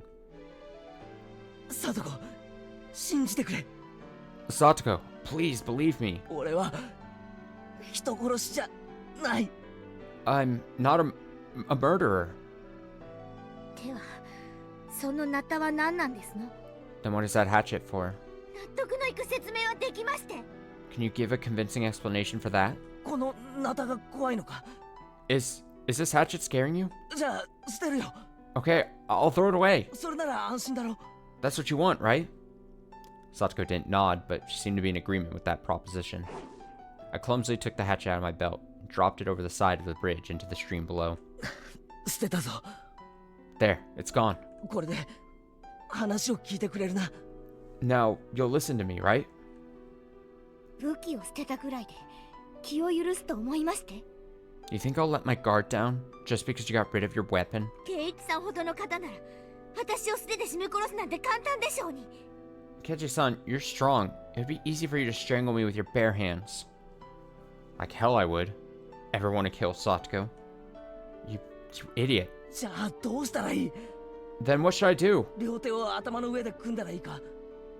Should I put my hands on my head? そうですわね。 Yes, why don't you? 両手を頭の上で組んで後ろを向いてくださいます。 Please, put your hands on your head and face the other way. It was a cunning plan, much like the one she used during club activities. Putting my hands on my head and turning away would mean I couldn't attack Satoko very easily. I immediately acquiesced to her request, since it would make her feel better. これでいいか？ It's almost like he's being like pulled over at a traffic stop and being arrested or something. Or like, you know, those high-speed chases, and then once they finally get caught, they have to like back up and then put their hands, and then they have to slowly walk backwards and shit. Is this all right? 俺の話を聞いてくれ。 Please listen to what I have to say. Satoko stood up, then carefully approached me from behind. And then, she actually came right up behind me. She was so close, yet I was so sad, I wasn't allowed to turn around. Why do I feel like she's gonna push him over the bridge or something? This is making me... 圭一さんが悪くないのはなんとなく This う uneasy すうす feeling 分 I かって have. いましたわ。 I sort of think I understand that it isn't your fault, Kechi-san. Huh? 多分あなたは何か悪いものに乗り移られただけなんですの。 I think, probably, you have just been possessed by something evil. さっきまでは圭一さんが殺人鬼なんだと思ってたけど、 Until before. 私分かりましたの。 Until before, I thought Kechi-san was a killer, but now I know. あなたの目を見ていたら After looking at your eyes, I could hear that Satoko was still crying, but her voice was gentle just the same. 圭一さんが人殺しなんかするわけがない。 Kechi-san could never kill anyone. 圭一さんの体を何か悪いものが乗っ取って悪事に駆り立てただけ。 Something simply possessed his body and made him do evil things. Was she speaking literally right now? Or was she trying to admonish me? I couldn't tell. 思えばひょっとすると Come to think of it, maybe... あの人たちも圭一さんと同じものに乗り移られていたのかもしれない。 Maybe they were possessed, just like Kechi-san. あの時は殺されるとしか思わなかったからそこまでは考えが及ばなかったけど、 At the time, I was only thinking I would be killed, so I didn't think about it. 今ならわかる。 But now I understand. あれは乗り移った何か悪いものの仕業だった。 That was the work of something evil. I possessed you. サトコ、 Satoko, 何の話だ？ what are you...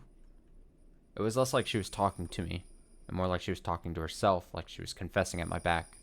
わかってるんですの。 I 私 understand, you know? 身に覚えがないわけじゃないんですのよ。 It isn't like I haven't experienced it myself. Satoko's voice started to become mixed with sobs. Her pained voice tore at my heart. But I didn't know what Satoko was talking about. 西宮殿の屋根によじ登ったことがありますの。 I climbed to the top of the ritual storehouse once. 何年も前のことですわ。 It was a few years ago.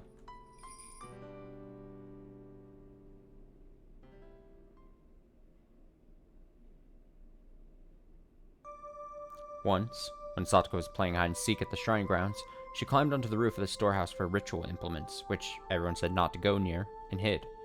Then, Satoko saw that she could get in, through a window meant for ventilation. For Satoko, the word curse was plenty scary, but she was more curious about what was inside the unknown storehouse. She removed the grating on the window, which was already hanging off, slid her small body into it, and climbed down inside. It was too dark to see much, but after descending, she realized just how high up she'd been. Despite the darkness, she could see a few things around her thanks to the faint light coming in from the air window. And to her disappointment, it was just a regular old storehouse. She tried to leave, but the door was locked up tight from the outside, and it was made to not open from within. She wouldn't have to go back out through the ventilation window she'd come in from, but the window was high on the wall, and there was no way she would be able to climb back up. Satoko desperately tried not to cry, and racked her brain thinking of a way to get up there. There were a lot of birdcage-looking things hanging by chains from the ceiling.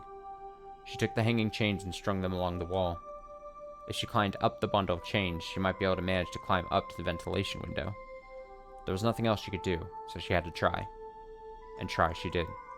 It was dark and creepy, and she didn't want to stay there forever. The more she thought about that, the more she panicked. She climbed the bundle of chains. Satoko could hear the clinks and clanks of everything creaking under her weight. And then, just as her hand reached the window, one of the metal fixtures she'd used to stick the chains on the wall flew off, and the chains all began to pull loudly and furiously every which way. Spurred on by the sounds behind her, she managed to get back onto the roof from the window. Because of the weight of the flailing bundle of chains, the other fixtures broke. And then one of the big bird cages hanging from the ceiling fell to the floor with a huge noise. Under it was an image of Oyashiro-sama, his vessel, and the cage took off one of the arms, then trapped some other implements beneath it. It didn't take very long for her to grow scared of what she'd done. The deafening noise could be heard from the rest of the shrine grounds. A few other children heard it and gathered around, and, of course, Rika was one of them. Then, Rika's father, the shrine's priest, with an angry look, ran over. And then, as for what happened next, it was painful to remember. The only one who knew where Rika's parents kept the key to the ritual storehouse was Rika. So, he scolded her, saying that this happened because Rika pulled a prank and hid me in there. He was very angry and menacing. Just looking at him was enough to frighten anyone. He exposed Rika's back, took a strangely shaped ritual cane or something, and struck her with it several times. Rika's words, at the time, "It wasn't me, it wasn't me. I'm sorry, I'm sorry." That pitiful voice, I still can't get it out of my head. I should have said it was me. I should have said so, to save my best friend from that false accusation, without being afraid of Rika's father's terrible temper. Rika gritted her teeth and cried, at the crime she didn't remember doing. Ever since then, the world had been strange. わかってるんですの、私には。I know. I understand. これは、お社様のたたりだって。This is Oyashiro-sama's curse. あの時、最後伝を怪我して、親友を見捨てた私への天罰だって。His judgment for messing up the ritual storehouse and forsaking my best friend. お社様のたたり。Oyashiro-sama's curse? 父も母も濁流に消えた。My father and mother, too. They vanished in that muddy stream. 意地悪だったおばも死んだけど、誰よりも私を可愛がってくれたニーニーも私を捨てて家出してしまった。My mean aunt died too, but then Nini, who loved me more than anyone, ran away from home. そして And then? そして圭一さんが転校してきてやっと楽しい毎日が戻ってきたと思ったのに、今度は圭一さんが取りつかれて。Ketchi-san transferred in, and I thought I finally got my fun life back, but this time, Ketchi-san was possessed. しかも殺されて。 And even Rika got killed. 聞い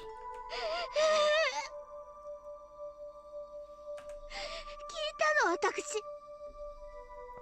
And it's weirdly compressed voice there.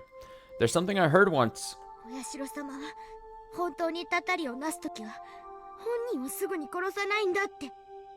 Oyashiro-sama, when he really curses someone, he doesn't kill them right away. 親しい人から順に殺してみんな殺してから最後に殺すんだって。 He goes in order of your closest friends, and after killing them all, he kills that person last. だから圭一さんもたたりにやられて。 So, Ketchi-san, the curse got to you too. きっと今度はレナさんやミオンさんがたたられてしまうんですわ。 I'm sure that Rina-san and Mion-san will be cursed next. そして殺したり殺されたり。 And then, they'll kill. And be killed. もういいや。 No, no more!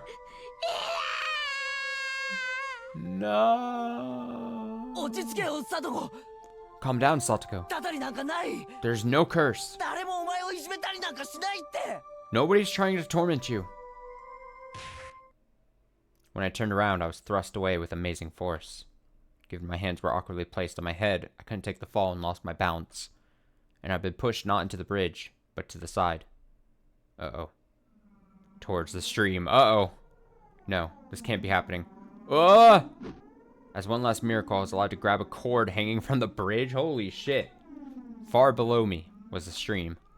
We were pretty high up, and below were rocks of all sizes. This is actual nightmare of mine. If I fell, it clearly wouldn't be pretty. The entire bridge was tilting under my body weight. My frail little grip probably wouldn't last another minute before my fingers had to let go. Satoko! Satoko! Satoko! Satoko! I didn't understand myself, what I meant by shouting her name then.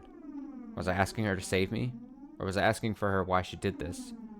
Finally, everything came back into focus, and I saw Satoko. And I was surprised at what an odd expression she had. Oh, we got new music? It was the first time I'd seen it. It was an expression of righteous anger meant only for those who needed to die. Oh my god. Die, you murderer! Give him back! Give back my Nini!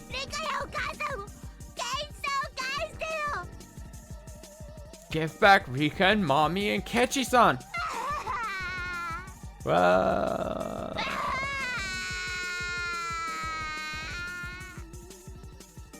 This is spooky. As she screamed, she jerked the bridge to and fro. Stop shaking the bridge! She didn't have to do that. I was going to fall anyway.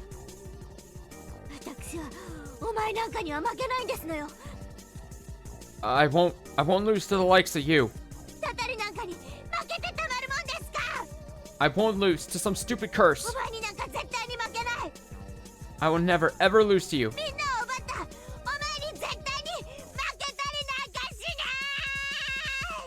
You took everyone. I'll never lose to you. Not ever. Satoko, Satoko, これだけは聞いてくれ。 please, just let me say one thing.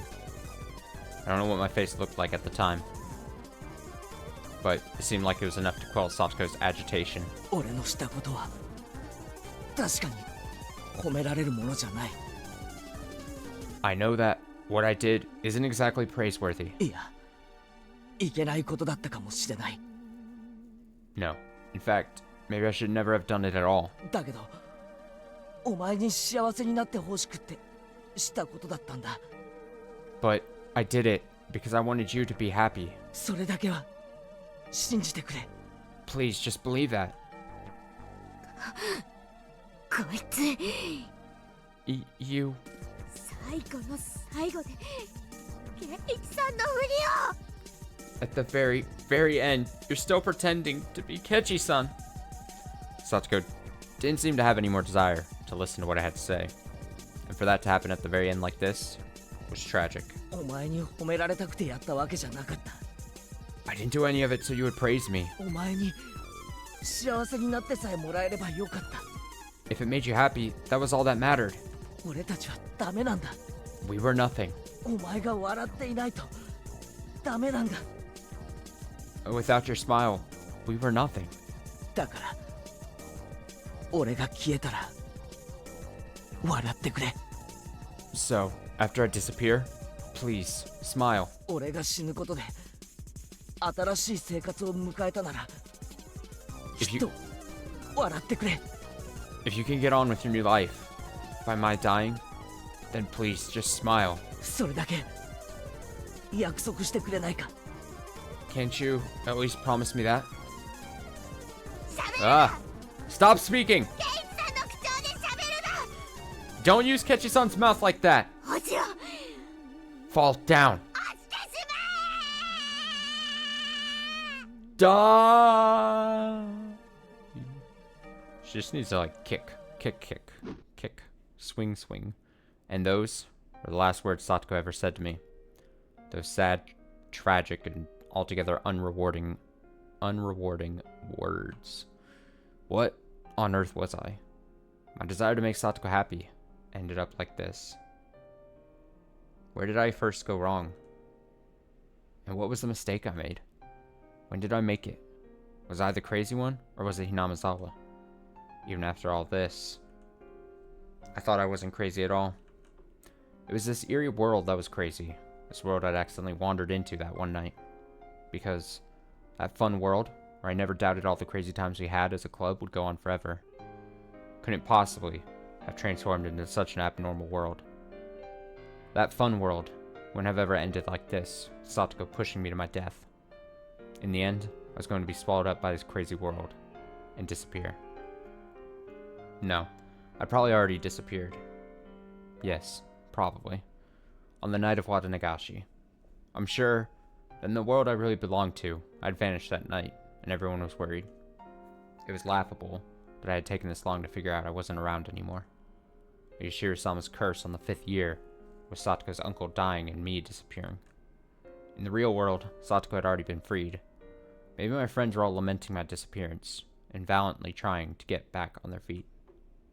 And even though they were down to 4 people, the club would reopen, and they would have a good time without me. Waiting for the day when I would come back.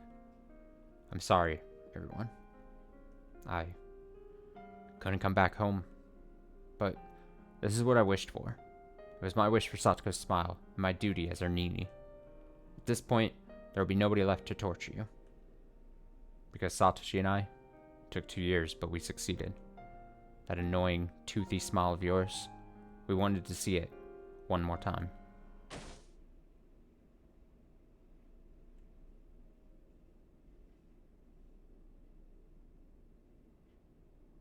My pain wasn't gentle or merciful. It was a sharp pain, violent, powerful, and ruthless. The little compassion I had receded in the span of a moment. And now, I could die. I could say goodbye to this insane world. Farewell, crazed Hinamizawa. Thanks for giving me the psychic power to kill people whenever I wanted. If you still allow it, I'll wish for one last thing. The death of this very world, of this crazed Hinamizawa, so that nobody would ever again have to find themselves lost here again.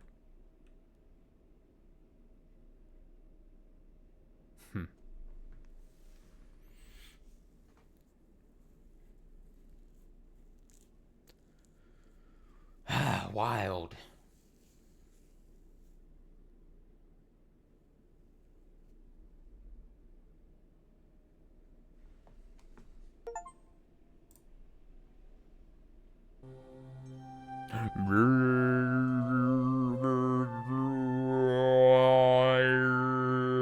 Research notes.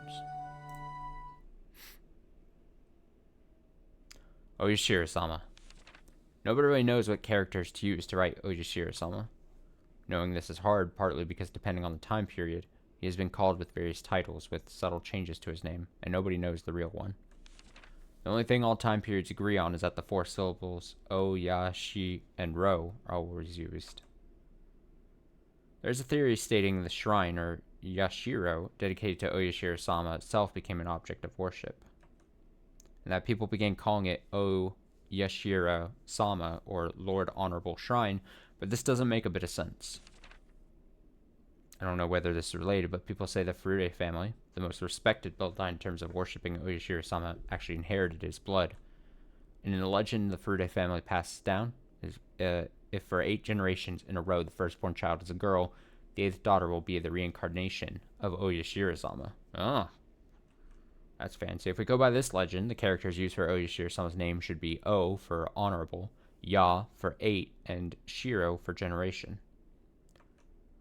These characters' assignments are simply something I've thought up. There's no way to verify it. If this is true, then Oyashiro-sama would have been named as such under the assumption he would come again. The second coming of an object of worship can be seen in several religions, so this is unusual. But a few of these religions call for the second coming of their object of worship a day of judgment, or something along those lines. We must not forget they mean it to be the end of the world. Rika Furude, pampered and loved dearly by the elderly folk in the village.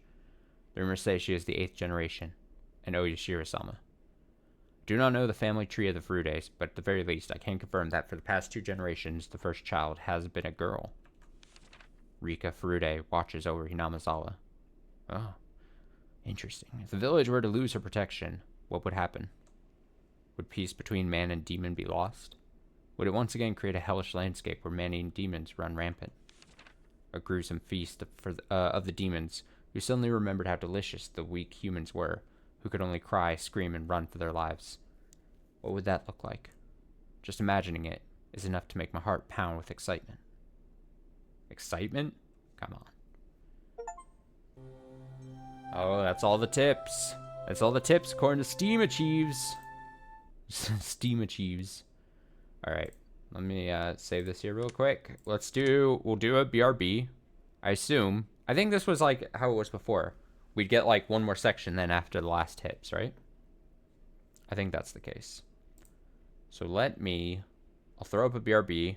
I'll restock my water here.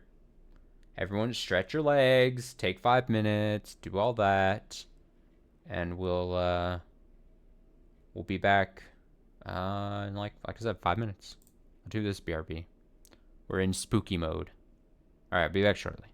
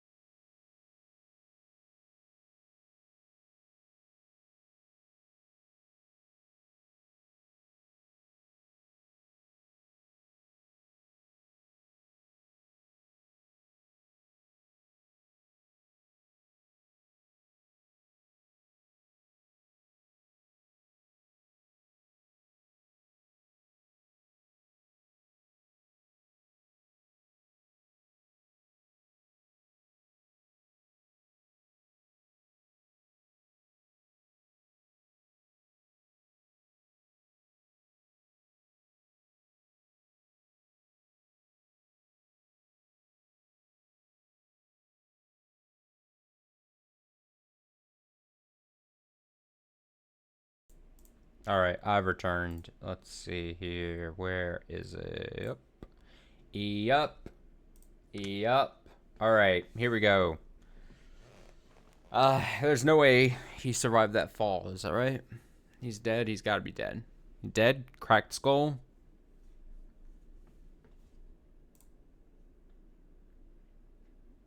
Something along those lines? Move my mic like that. Oh, is this catchy? Oh, he's still alive. That was a, a dorky little laugh right there. Oh, my end. My head was pounding. The sky was bright. It was cold, too. It hurt. Each sensation I felt led to a new and different one awakening. When I came to, I was lying face first on a dry riverbed. A few body parts. I hurt a lot. The skin over a bunch of my joints was torn, turned blue or red or oozing blood. I could tell it was my bones that were in pain. From the agony I felt whenever I moved. I looked up and saw how high the bridge from where I had fallen was. Considering I had dropped from there, it was a miracle that I could open my eyes again. Right next to me was a broken, upside-down car seat that I guess some pranksters had brought here.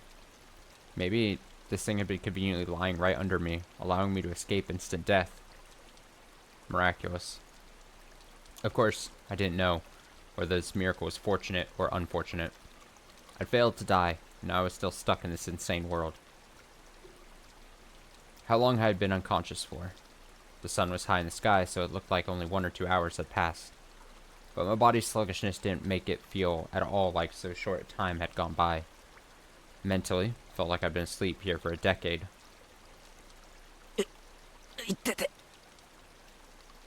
Ow. Ow. Ow. The more feeling returned to my body, the more the pain flooded in. It hurt so much it would have been better not to have woken up. I needed to get to a doctor. Yeah, to Coach's clinic. The term Coach's clinic brought memories back one after another. Memories I wish I hadn't recalled.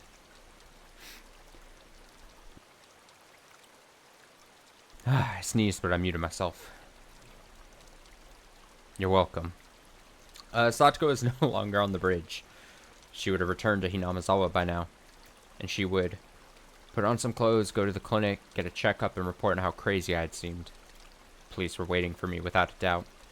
This time, did they find out for real that I killed her uncle and arrest me? Or would they just send me to a mental institution like I thought they might? Still, I didn't care which it was. Please, someone stop all this pain. You can boil me or cook me after that, whatever you want. I began to walk unsteadily, just limping along. I went downstream, and then through an animal trail-like path in the woods. I walked haphazardly, searching for a path I knew. Eventually, I finally came across a familiar road and set off towards the clinic. Could you imagine falling off from a bridge and kind of miraculously still living, and then you have to get up and go somewhere? I'm kind of with him. At that point, I wish I just instantaneously died. I don't want to be I know he's got a lot of shit going on, but I too, not even just because I think the world is crazy, I just would not want to be a part of that world anymore. Imagine falling from such a distance and then you have to actually still exist. Sucks. That sounds like it sucks. You know what I mean?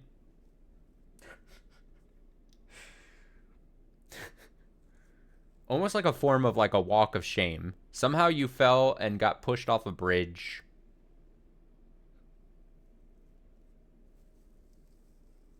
Seems cruel to have to exist after that. You know what I mean? Not to my house, but to the clinic, which had treated me like a lunatic. It was hot and humid.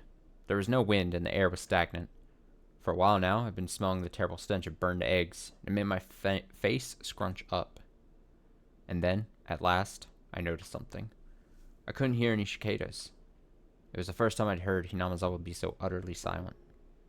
When I thought back, it seemed like birds always chirped in the morning. Cicadas always cried loudly in the Cicadas always cried loudly in the afternoon, and Higurashi always rose up in chorus in the evening. Always something to hear. I couldn't hear a single insect. The only thing I could hear was the rustling of the wind brushing the treetops. I never experienced this sort of quiet before. even the only sound coming from the trees lacked life somehow. The trees were yellow, and many leaves were spread on the ground, despite it being too early for autumn. Even the weeds that had been growing so persistently at the side of the road had yellowed, browned, and lost their vigor. Only the sunlight itself was the June Hinamizawa I knew, and yet it seemed like the seasons had switched all of a sudden. Looking at the fallen leaves and rotting weeds led me to spot a few small insects turned on their backs. They weren't moving. They were corpses. I looked closer to see insect corpses scattered all around, like a child had collected them as samples and strewn them about. The stench. What was it? It was terrible, like burned eggs. Combined with all the bug corpses and leaves falling from the trees in summer, had someone sprayed herbicides or pesticides around here? Even at school, we apparently fumigate. We call it pest disinfection or something once or twice a year. I hadn't run into anybody, despite how bright it was outside.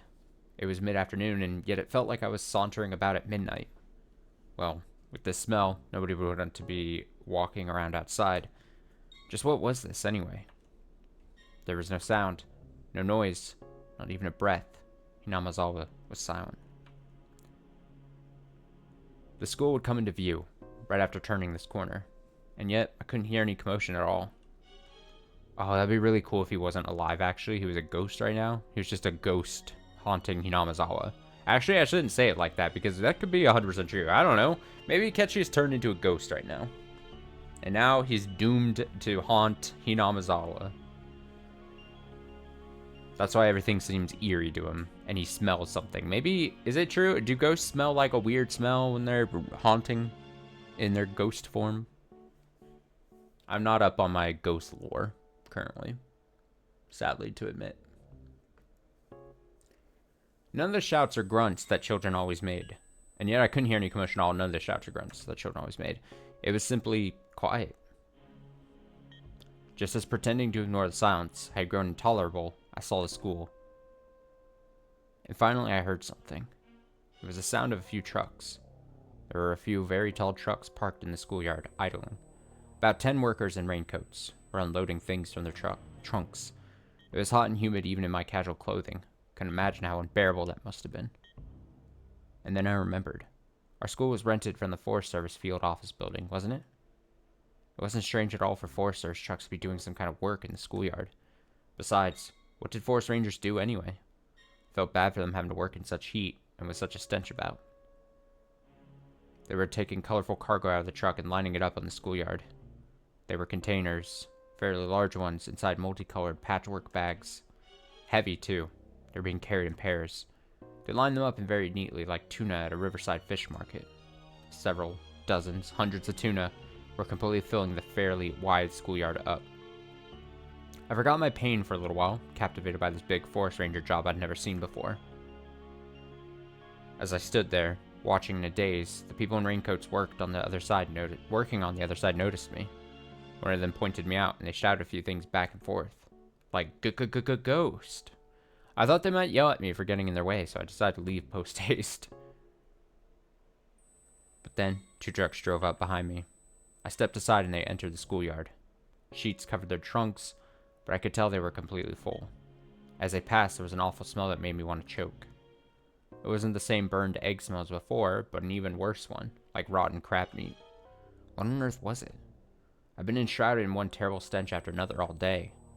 Then, certain white letters emblazoned on the side of the passing trucks caught my eye. Ground Self-Defense Forces. What? Self-Defense Forces? Like the army? Why was the army in the schoolyard? Oi, Kimi. Hey, you. どこから入ってきた? Where did you come from? Suddenly, someone slapped me on the shoulders from behind. I turned around, and a canopied SDF Jeep was parked there. The SDF person had on a green raincoat and a gas mask like in the movies, carrying a compressed air cylinder. He didn't look normal. There wasn't an inch of exposed skin anywhere. どこから入ってきた？て。 Where did I... Ow, ow, ow. When I tried to talk, I stretched a wound on my head. It made the SDF people exchange glances. I couldn't see their faces through their masks, but they seemed surprised. 君はhinami様の住民か? Do you live in Hinamizawa? 住所と名前は言えるか? Can you tell us your name and address? 一応ここに住んでますけど。Well, yeah, I sort of live here. 名前は前原圭一です。 My name is Kechi Maibara. あ、住所は獅骨市ひなみ沢村。 Oh, and my address, Inamazawa Village, Shishibone. After seeing me tell them my name and address without hesitation, one of the SDF people watching from the jeep started talking into a radio. 本部、応答願います。 Base, do you read? 本部、応答願います。 Base, do you read? 402生存者発見。 We have a 402 survivor discovered. 繰り返す。402生存者発見。 I repeat, we have a 402. We found a survivor. 場所は営林署入り口前。 He's in front of the Forest Service office. The hell is happening? This is base. We copy. Secure server orbs. What is the status? 生存者は健在。 Healthy. 全身に外傷を認められるも生命に支障なし。 Wounded all over, but not fatally. 自立歩行可能。 He can walk on his own. これより保護し本部へ送致します。 We'll send him to HQ for safety. I was prepared to go along with the police, but the SDF... I couldn't help but think it seemed a little bit much. They urged me into the back of the jeep, and then they told me to put on this gigantic gas mask. I did so, and one of the troops fiddled around with it, strapping it tightly to me. It was heavy, hard to see out of, hot, and difficult to breathe. Just looking at the world through the lenses made it lose its sense of reality. My breathing sounded like some giant monster through the mask. At this point, I had no idea what was happening. With much trepidation, I asked the trooper adjusting my mask. すみません。 Excuse me? 何かあったんですか？ Has something happened? 君はどこにいたんだ？ Where were you? 何をしていたんだ？ What were you doing? Hey, don't answer a question with more questions. I was the one asking you. ずっと山に入ったところにある吊り橋から落っこちて。 I, fell from a rope bridge way back in the mountains. 河原で多分気絶してました。 I think I passed out on the riverbed. 今日が何曜日かもよくわからないです。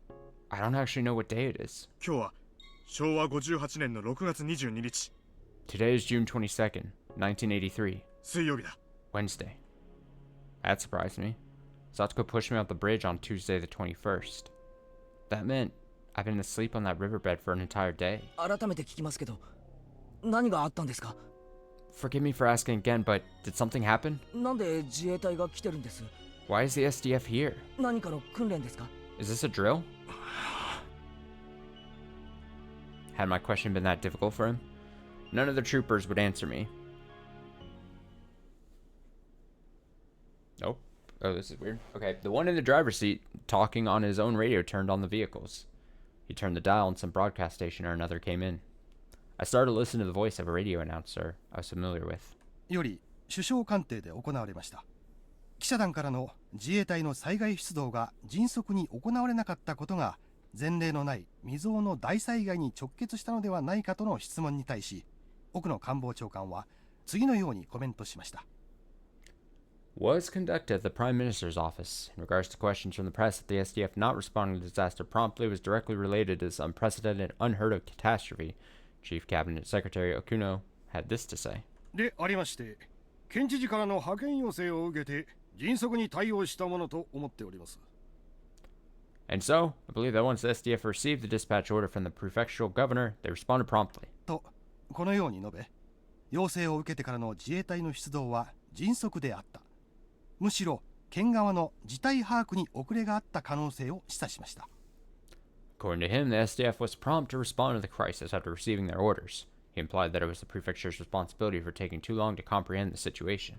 そもそも自衛隊の派遣を要請した県知事は、災害発生から前例のない大災害であることをいつ認識できたのか、そして災害派遣要請までにいわゆるお役所的なロスタイムが生じ、被害の拡大を招いたのではないか、今後の究明が待たれています。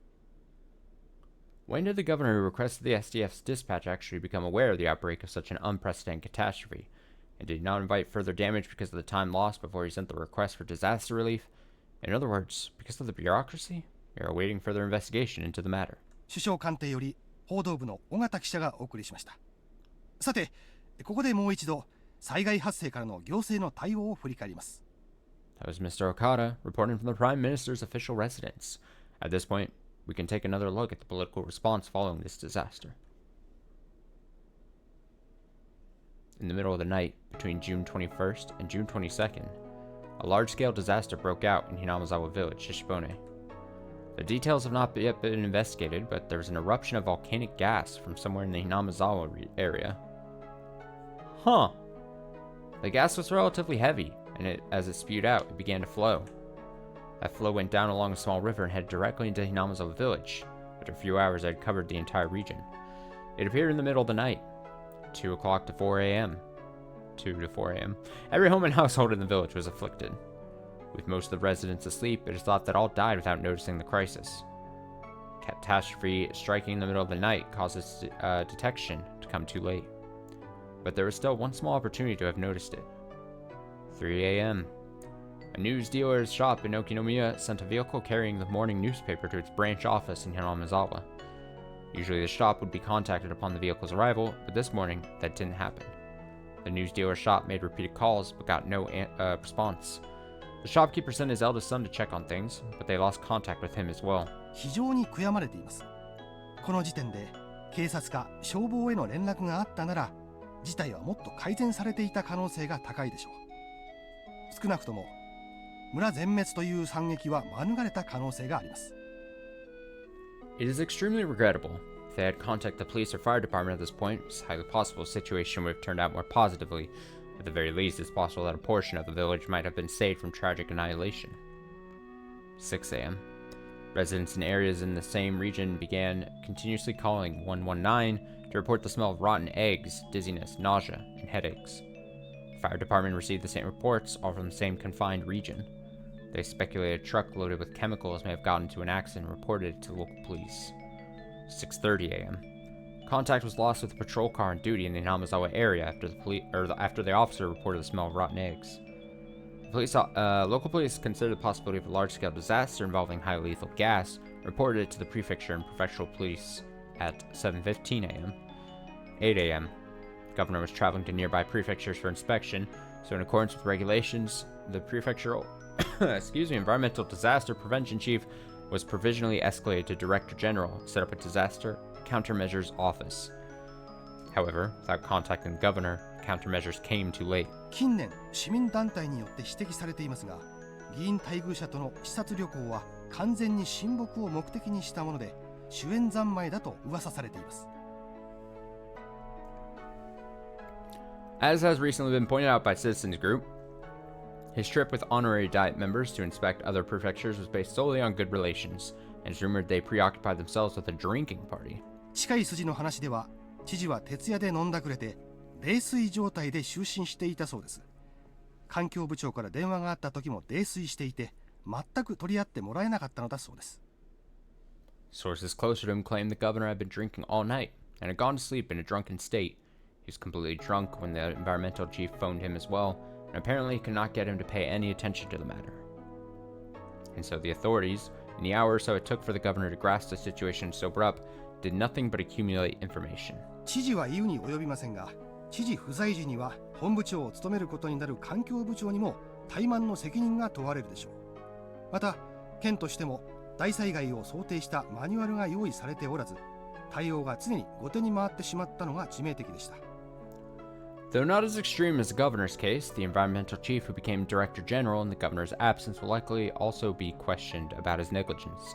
In addition, without any procedures in place on the prefecture's side that predicted catastrophes this massive, they would always react too late, and that ended up being fatal. 9:12 a.m.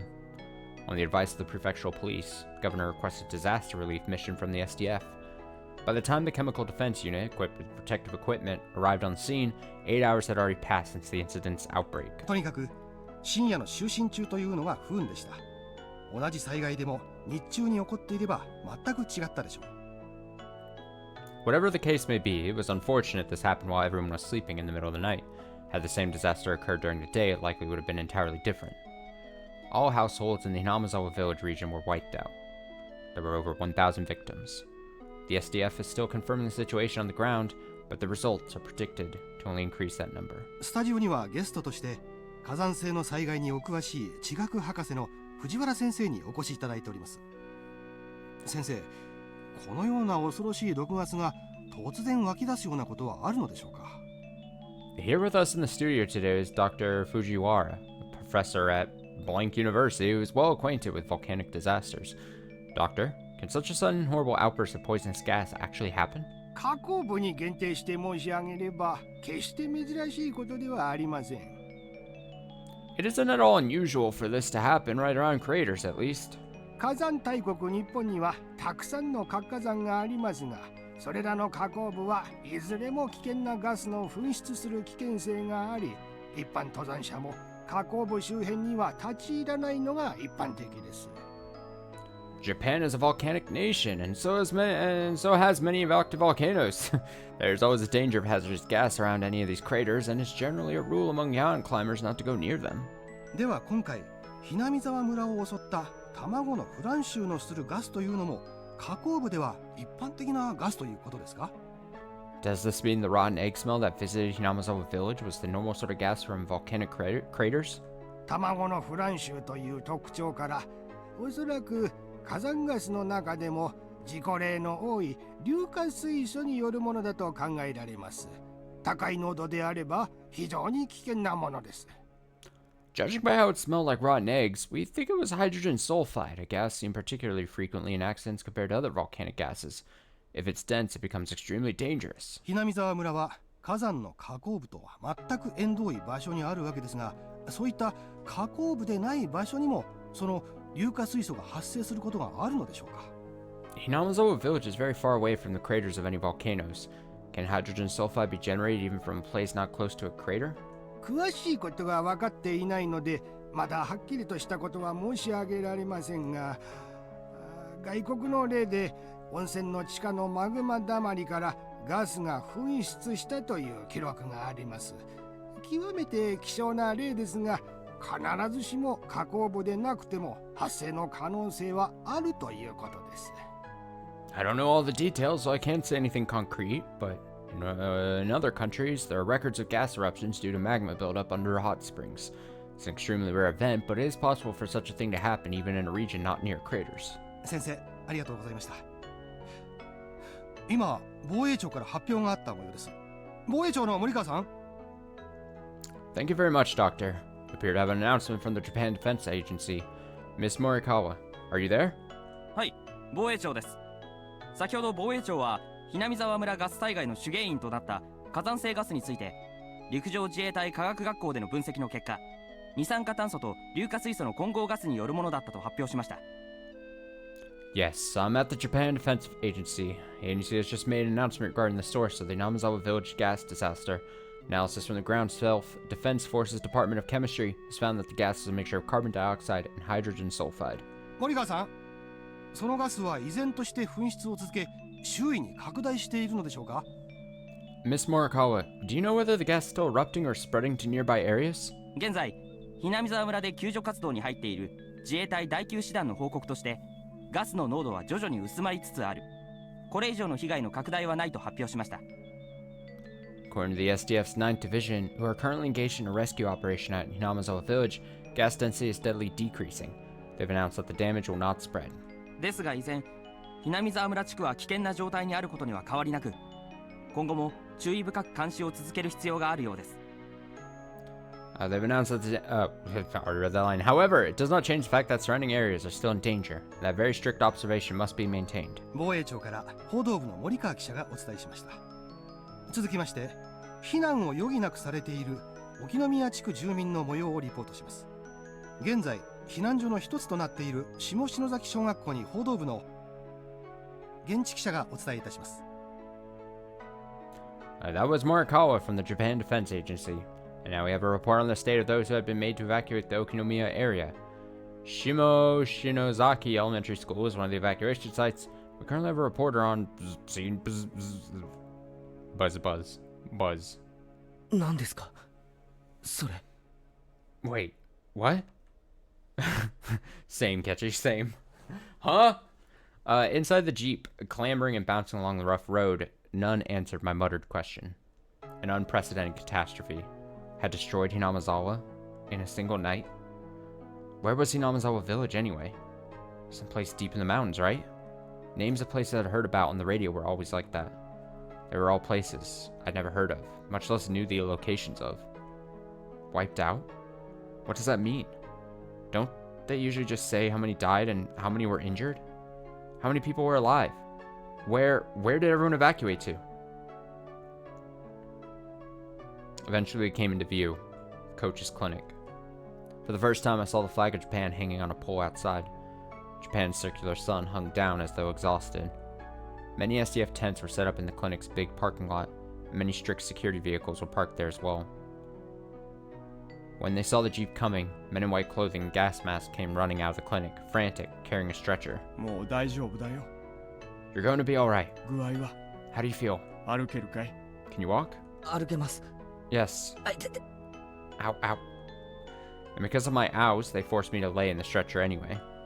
People who seemed like doctors were looking at me and notifying others of my condition via radio. Multiple wounds. High possibility of fractures and internal damage. Larger laceration in the head.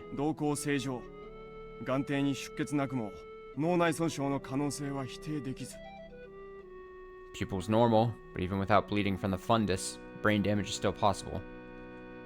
And then, from the clinic entrance, people lying on stretchers were brought outside to replace me.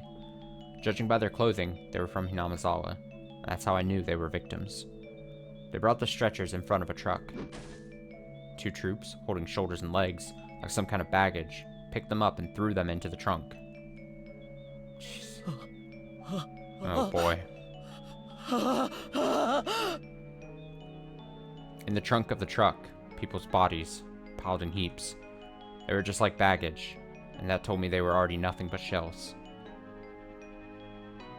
At that moment, I remembered all those colorful sacks filling the trunks, and them lined up in the schoolyard like a fish market. Hundreds of empty shells. Corpses. Corpses. Corpses. Corpses. Corpses. Corpses. Corpses. Corpses. Corpses. Corpses. This is just so strange. I mean, I'm surely this means something, but like the ending here in the past like hour has just been ramped up. Like I thought I knew where we were at. I had theories that I was really rock solid about, and then all of a sudden shit just started hitting the fan left and right. I got fucking Rika dead for some reason. I have Satoko freaking out, which is whatever, I guess to be expected. And then waking up a day after being dropped off a bridge, living, and then some weird it just can't go out normal, can we? We can't just close a chapter in a normal fashion. Ah. You jackasses! Don't just throw the victims in like that. They lived here.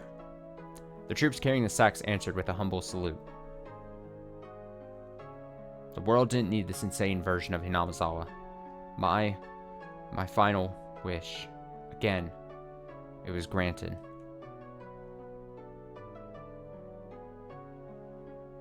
I didn't understand anything anymore. None of it mattered. I wished, I cursed, and it happened the next day. Then please, tomorrow morning, let me die. An insane night, still going on. Please, please end it already.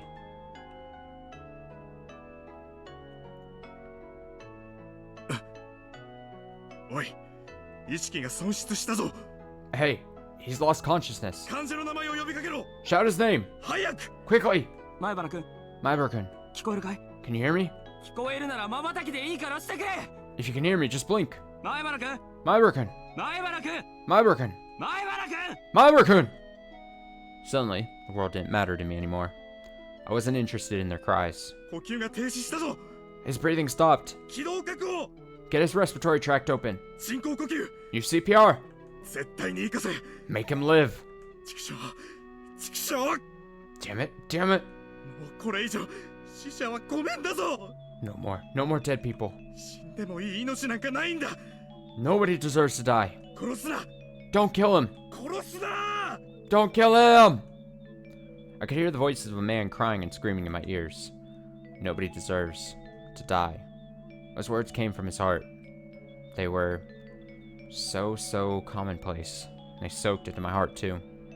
Maybe it was a mistake to take someone's life, even if it was to save Satoko. If this is the price I had to pay, this horrible tragedy, then this is a little much, Oyashiro-sama. Why? Why did you never punish me? Come to think of it, Satoko said something. Oyashiro-sama's actual curse never goes to the target at first, but kills everyone they love before that. Oyashiro-sama's curse. It was a convenient excuse I told myself at the very end, that it wasn't my curse that destroyed it, but Oyashiro-sama's. Given that I was in a stretcher, this next bit might have been obvious. But last of all, I realized one thing. Yeah. Today, I had not heard those footsteps following me. Even once. And now, I was liberated. As the cries of the Higurashi I couldn't have been hearing filled my mind. Their tearful ensemble was the only funeral march I had.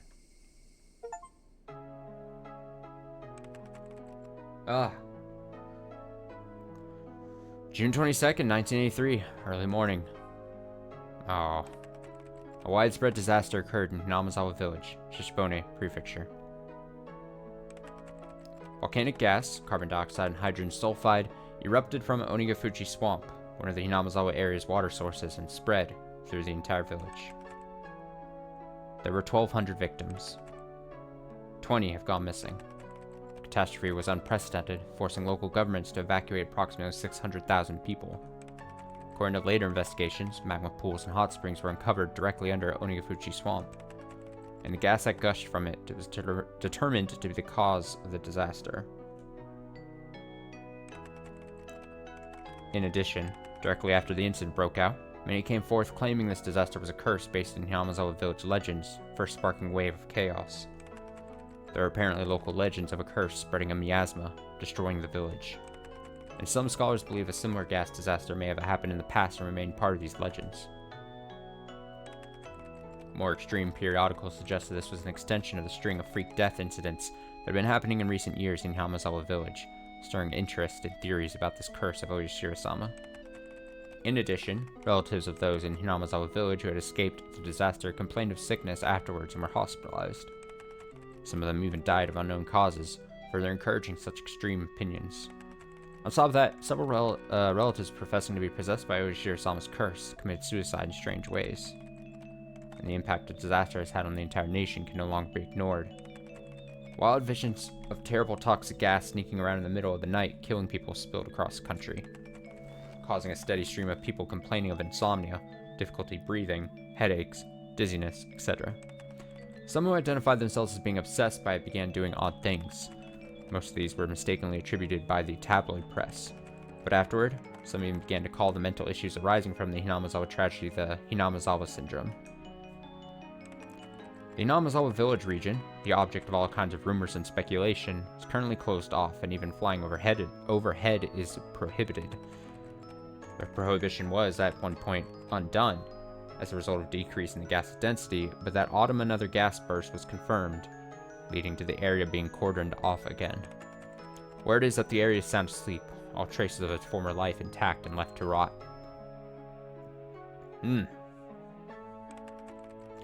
Only one survivor remains, Kechimibara, age something, who lived at something Hinamazawa village.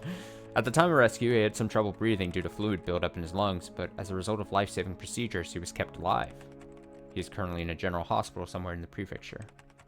The press have been asking for him for some time, but all interviews are being refused. What did he see in Hinamazawa? What happened between June 21st and June 22nd in Hinamazawa village? Today, he remains silent, unwilling to speak of it.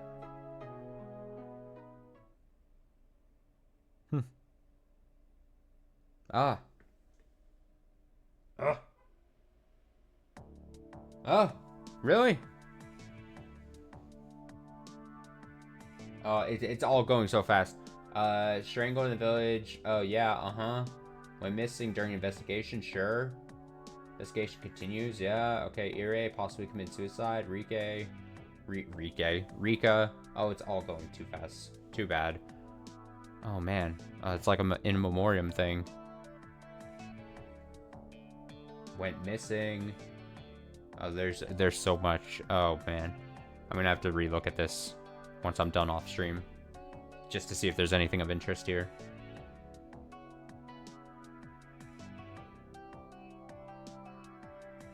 No.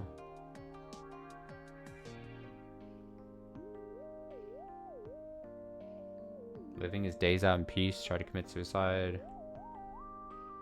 What?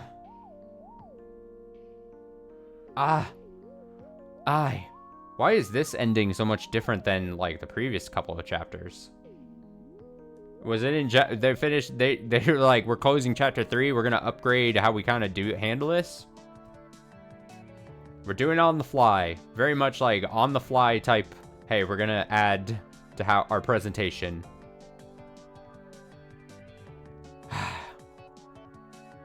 Man, chapter 3 was really good. I think I said this a stream or two ago, but I really enjoyed how chapter 3 was, especially how this back half was. It was structured in a way where it was a lot of like inner monologue with Ketchy and stuff.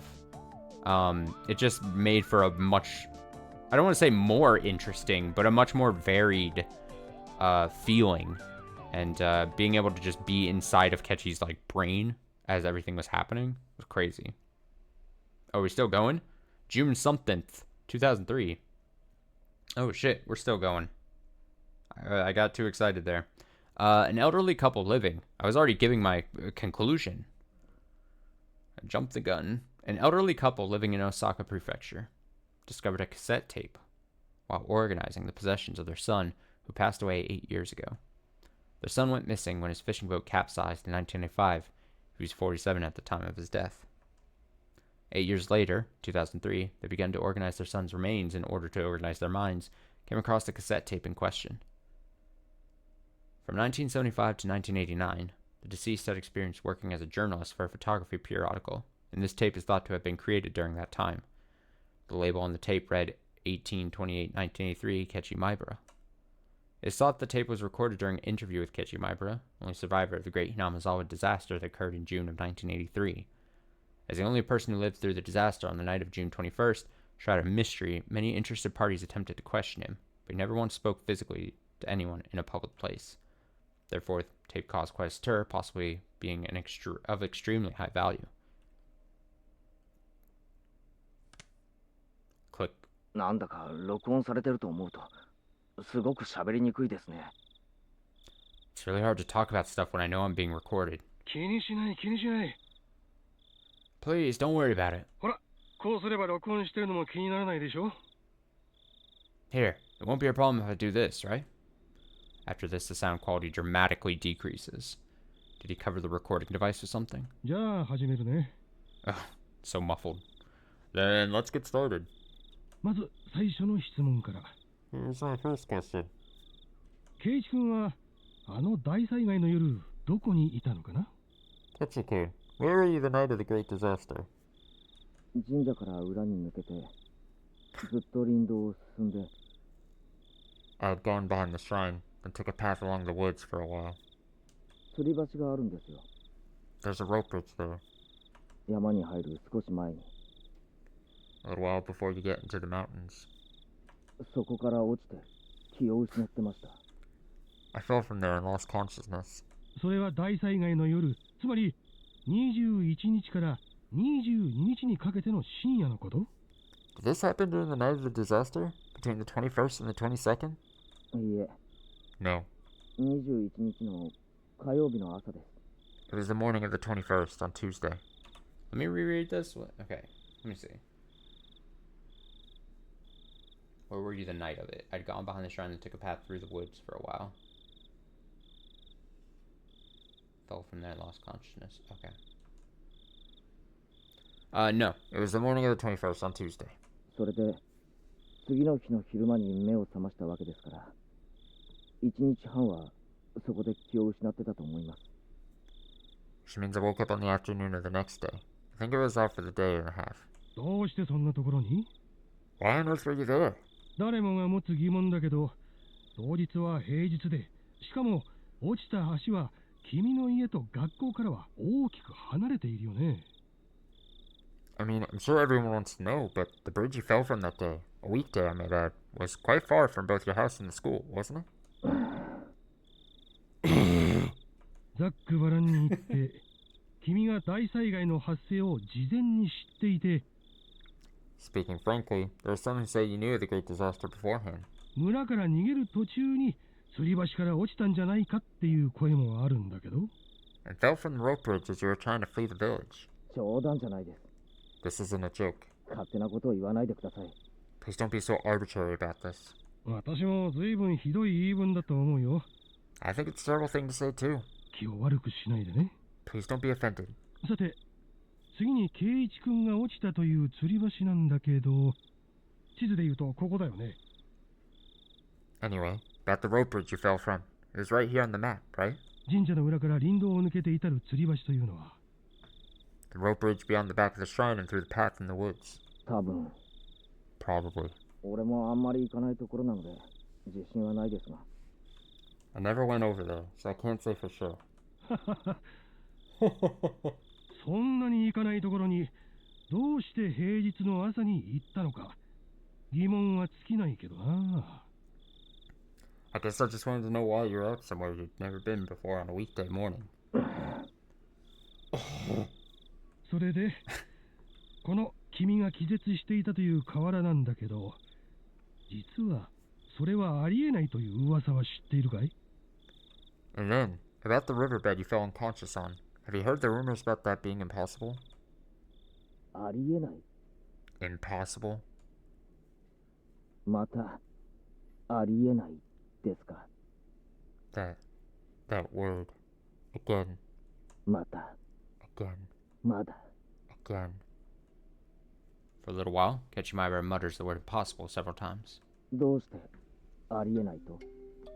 Why would it be impossible? 火山ガスが発生したのは鬼ヶ淵という沼なのは知ってるよね。You know how the volcanic gas originated in the Onigashima swamp? それで学者の先生が緻密な模型を使ってシミュレーションをしたら興味深いことが分かったんだってさ。Some scholars did some pretty delicate simulations and modeling and discovered something very interesting. 例の火山ガスってのは空気よりも重いらしくて、Volcanic gas was heavier than the air. 地形に沿って低いところへ低いところへ流れ込む水みたいな性質があるんだってさ。So it went along the ground, flowing into lower and lower places, kind of like what water does. それで発生源の鬼ヶ淵沼からそういうガスが噴出し、どれくらいの時間をかけて村を覆うのか実験がされたんだ。And with Onigashima swamp as its source, they were able to test how much time it would take for the gas to erupt and spread across the whole village. そしたらさ、So, well, 君が気絶していたという河原、that riverbed you're unconscious on, 流れ込むんだよガスが。the gas, it would have flowed down there. よく言ってる意味がわからないんですが。I don't really understand what you're getting at. つまり、君が本当にこの河原で気絶していたなら、君は丸一晩、猛毒の火山ガスの中にいたことになるんだよ。In other words, if you were really passed out on that riverbed, you would have been in the middle of all the toxic gas that was spreading everywhere that night. だからつまり、君がここで気絶をしていた可能性は否定されたわけさ。That means there was no chance you could have been passed out there. もっとざっくばらんに言うよ。Allow me to be a little more frank. 私はね、君が嘘をついているんじゃないかなって思うんだ。I think that maybe you might be telling a lie. 君は大災害の時、安全なところに身を潜めていて、ガスが薄れた頃合いを見計らって村に現れて自衛隊の人に保護された。During the great disaster, you were hiding in a safe place, keeping an eye out for when the gas got thinner, then reappeared and were secured by the SDF. どうかな？ How about that? 図星かな？ Is that right on the mark? For a short time, the journalist presses Ketchumaiba further in a teasing way, but all that can be heard are heavy sighs. 別に仮にそうだったとしても、Even if そ that れ was は今更驚きませんけどね。 even if that was the case, I wouldn't be surprised at this point. 驚かないとはどういう意味だい？ What do you mean, you wouldn't be surprised? Was this recording really taken of あ catching んた Myra? もさっき言いました Some よ harbor ね。 suspicions. You said it before, didn't you? ありえないって。 That it was impossible? あのひなみ沢ではありえないことなんていくらでも起こるんです。あそこじゃいないはずの場所に人がいる。 Impossible things happen in that Hinamizawa all the time. There are people who shouldn't be existing. 死んだはずの人が生きてる。 Dead people end up alive. そんなこと珍しいことじゃないんですよ。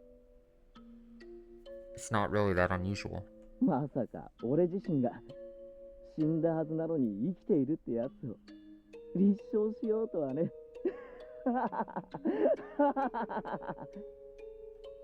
Never thought I, of all people, would be asked to prove that I was still alive when I was supposed to have died.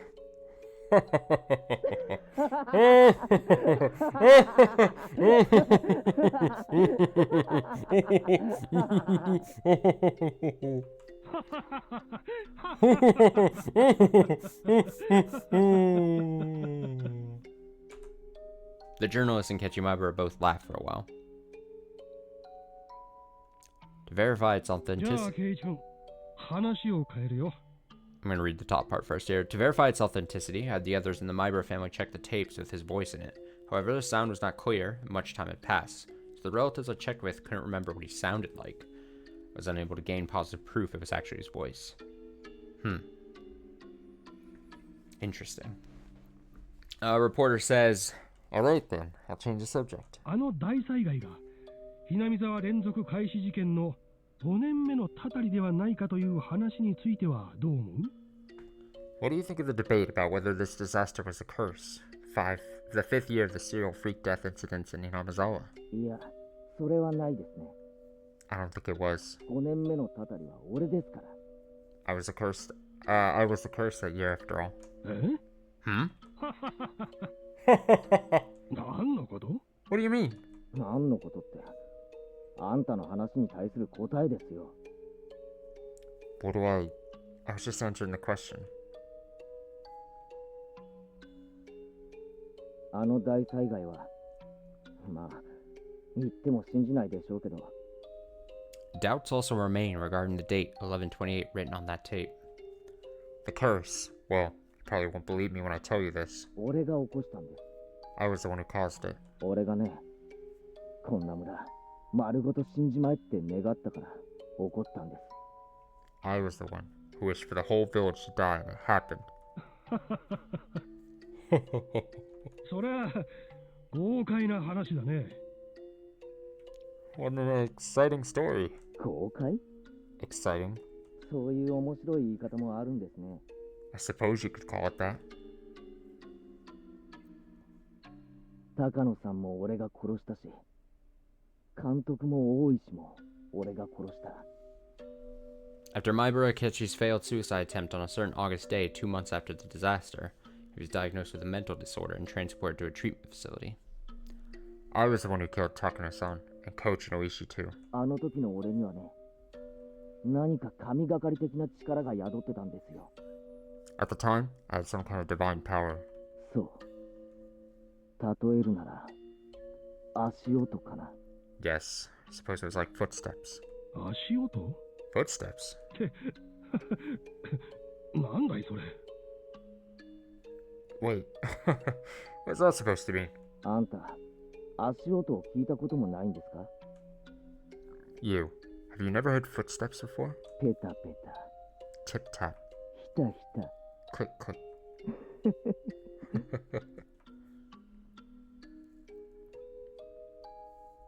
あんたも今日からは歩いてるとき、不意に立ち止まってみると面白いですよ。 The facility never allowed any news coverage, so it's extremely unlikely that a tape from the media dated after August 1983 would have his voice on it. Today, when you're walking around, try stopping suddenly. Something interesting will happen. それでね、 Anyway, 自分がちゃんと立ち止まったにもかかわらず、足音が一つ余計に聞こえたなら、 if you hear an extra footstep, Even though you've already stopped walking? 気をつけた方がいいですよ。You better be careful, you know?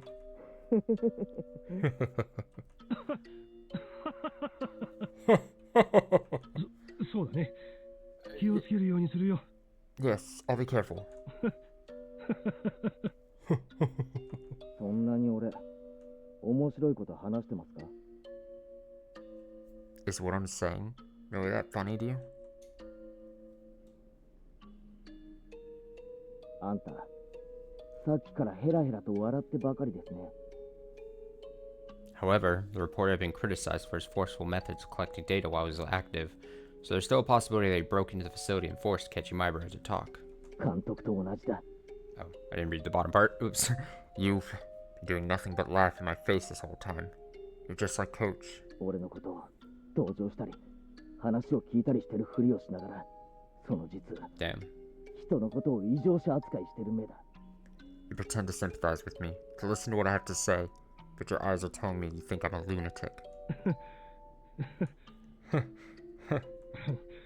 そんなことはないよ。That's not true.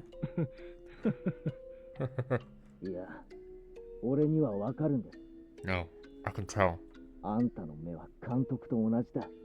Your eyes are the same as Coach's. あの日以来、もう足音は聞こえない。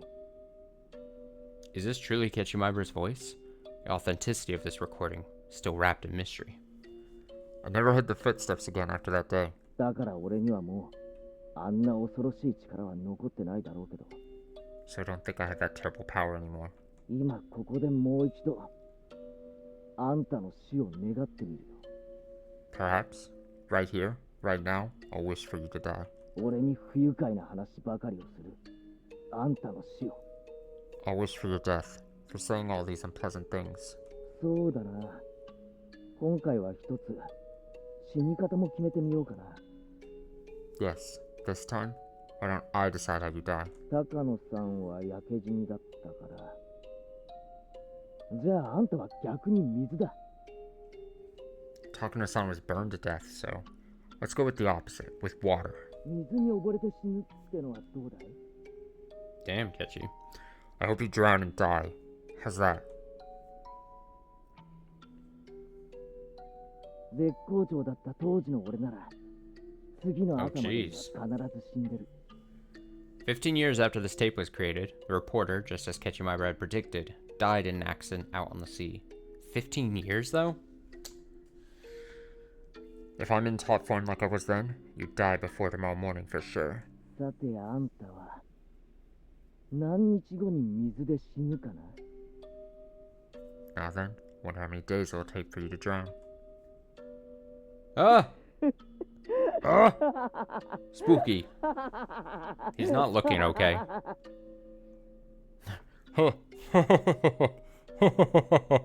あんたも気をつけろよ。You better be careful, you know? 俺ごときにたたり殺されるな。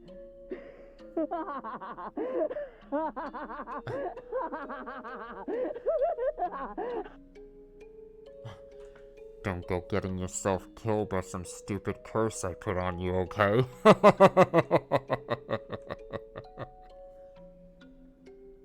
The recording ends in the middle of Ketchimibara's laughter. And Ketchimibara?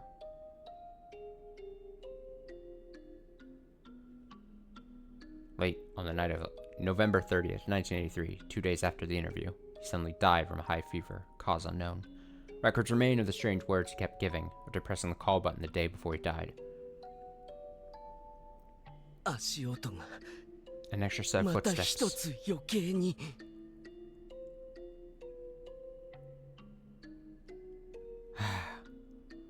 So weird. So weird. What? What? Huh? Excuse me?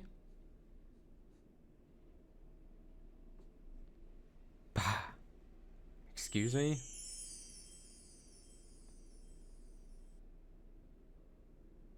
Alright, a new scenario has been unlocked. The all-cast review session. has become available. To play it, select extra. Alright, well, we gotta do that, right? We gotta finish this here.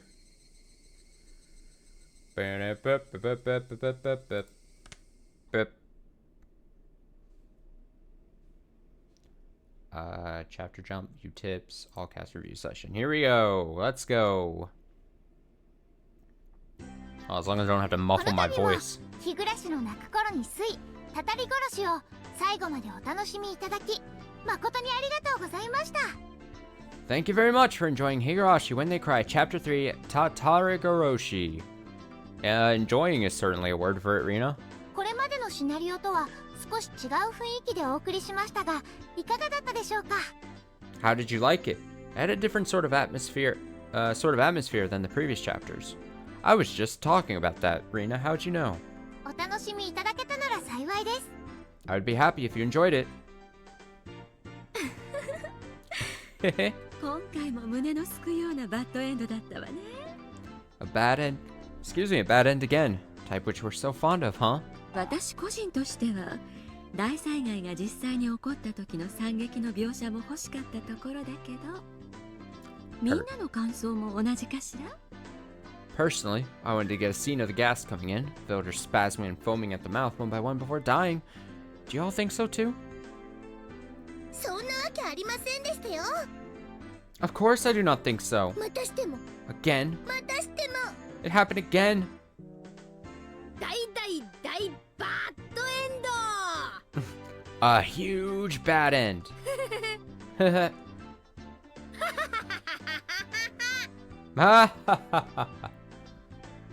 Oh, mouse is still there. My bad. Huh? バッドエンドって割には、みーちゃんは楽しそうだね。Mi-chan, you sort of seem happy about the bad end. っていうか、もう笑うしかないってのが本音でしょうね。Well, it's more like we can all honestly do at this point is laugh. Wait, it's more like all we can do honestly at this point is laugh. That makes more sense. No. 毎回嫌な割り方がエスカレートすると思ったら、とうとうここまで行き着いちゃったわけですからね。The terrible endings have been escalating through each chapter. Finally reached a culmination, I suppose. みんな仲良しで死んじゃったのですよ。Everyone died together as friends. 仲良しなのです。ニパー。As friends, Nippa.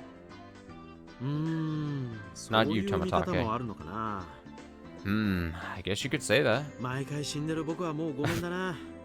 I die every time though, and I'm a little tired of it. It would be nice to have an ending where I don't die once in a while. That's good. 富武さんって時報みたいな役割なんですよね。Tomatake-san, you're kind of like a time signal. 富武さんが死んだら、あ、後半戦突入だ。When you die, it's like, go, we're in the second half now. みたいな Kind of. Ha ha ha ha ha ha. さて、 Okay. ではここで今回の会合に改めてご参加いただく皆さんです。Now here are our guests that debuted in this chapter. 拍手でお迎えください。 Everyone give a big round of applause. まずは監督こと入江京介さん。First is Coach Irie Kusuke-san. Keiusu, whatever. ご紹介に預かりまして光栄です。I'm honored to have your introduction. どうもどうも。Hello there. 脇役だったわけですが、トータルで見てみるとかなり美味しい役だったなぁなんて思ってます。I was a minor character, but having a full portrait like this makes me feel really important, or makes me really feel important. Good for him. 本当ですわね。It's true. 脇役にしては出番もセリフも多すぎで、しかもキャラが強すぎましたよ。You had too many appearances, too much dialogue, and too strong a role for a minor character.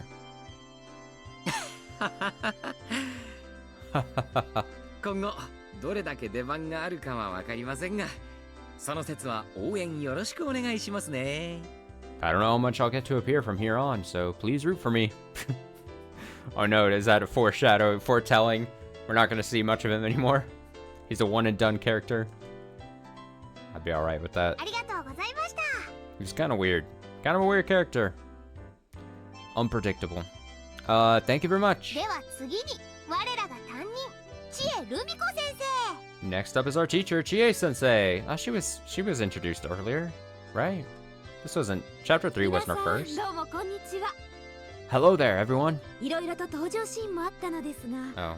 今回カレー勝負で目立つシーンをいただきまして、 I've appeared in various scenes, and this time I was given that memorable scene, the curry showdown. カレーをバカにする人は許せません。ええ。 I just can't forgive those who would slight curry. Ha ha ha ha ha ha.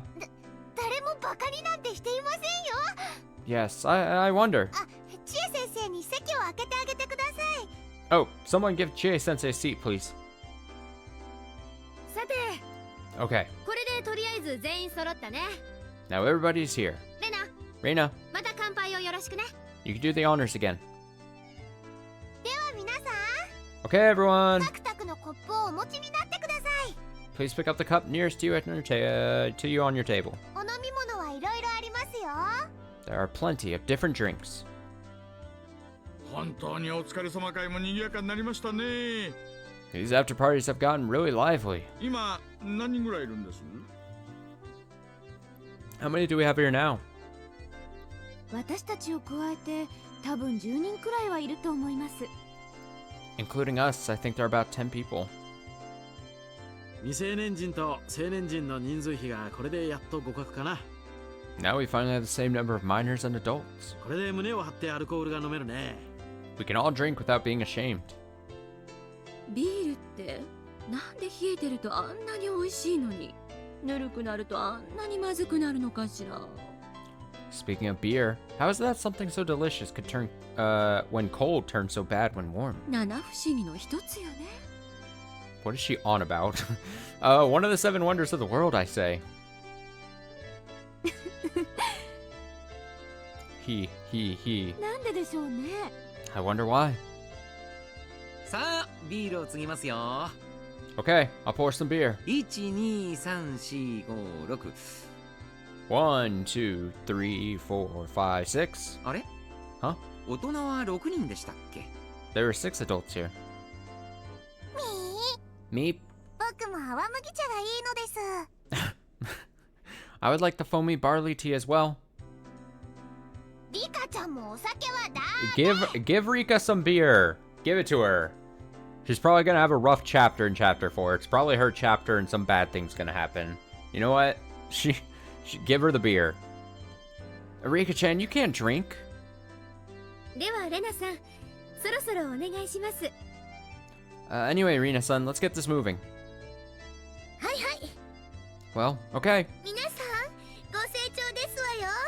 Can I have everyone's attention, please? では皆さん、 Alright, everyone. 日暮らしの泣く頃に水、たたり殺し、本当にお疲れ様でした。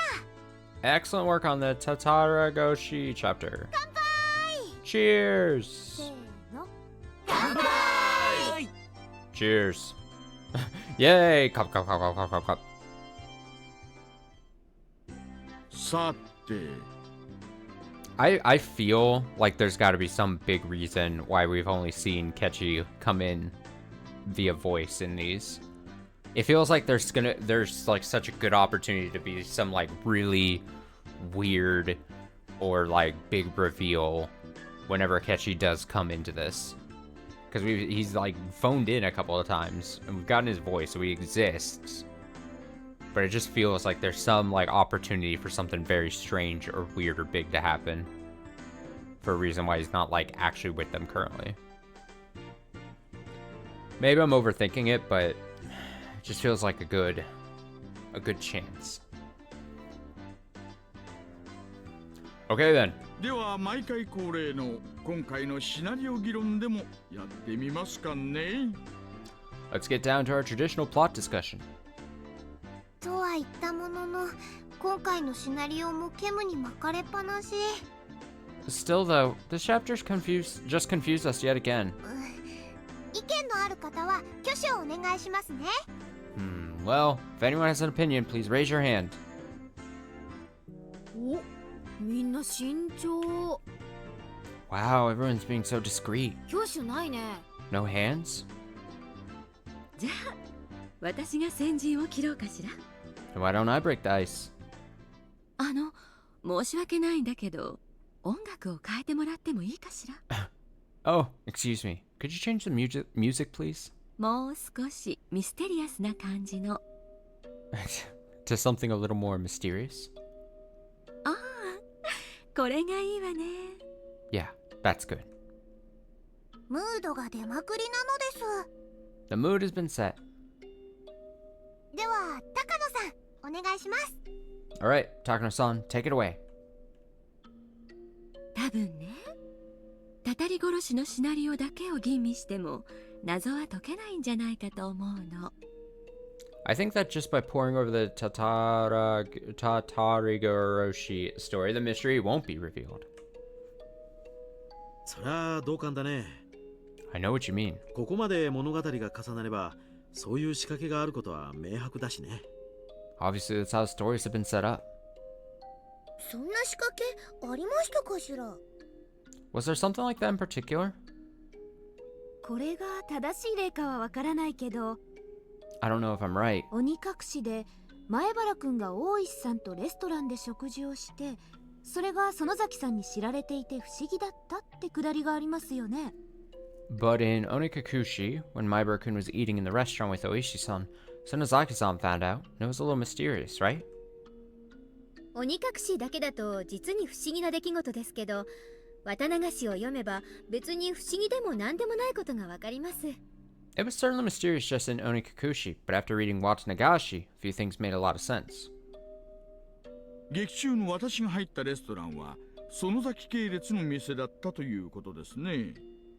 When I mentioned a restaurant with cute uniforms during the story, it must have meant Angelmore. 園崎一族はこの辺りの飲食店やら何やらを経営しているわけですから。 And Angelmore is owned by the Sonozaki family, so... で、ケイちゃんの顔を知る者があの店にいて、それを私に伝えたと考えれば比較的筋は通るでしょ。 Someone who knew Ki-chan was there too, and told me.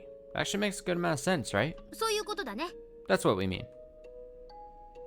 日暮の物語は微細に異なる場所もありますけど、 There are subtle differences in the Higurashi stories. 大筋の設定においては多分4つのシナリオは共通していると思います。 But I think there are three facets that are the same for each. 例えばキャラクター設定、 The character settings, for example. 鬼隠しのレナは怖い人だけど、それは鬼隠しだけの設定ということじゃなくて、 I was scary in Onikakushi, but that wasn't only because it was Onikakushi. レナはレナで4つのシナリオに全く変わらない設定で出演しているということですね。 It was because my character was the exact same in all three stories. Is that it? 全く変わらない設定というのは同感。 I agree with the characters being exactly the same. 僕がどのシナリオでも常に同じ場所で同じ死に方をするのはその最たるものだね。 The most extreme case being me dying in the same way in the same place every time. どんな物語になっても必ず同じ日に死にますですよ。 No matter which story it is, you always die on the same day. 綿流し編でお祭りの最中に高野さんと富武さんが西宮殿に忍び込むというシーンがありますけど、 There's a scene where during Watanagashi, Takano-san and Toмотake-san sneak into the ritual implement storehouse. あのシーンも他のシナリオでは描かれなかっただけで起こったことになってるのかもしれませんね。 The same scene may have still happened in the other stories, even though it wasn't portrayed. なっているそうです。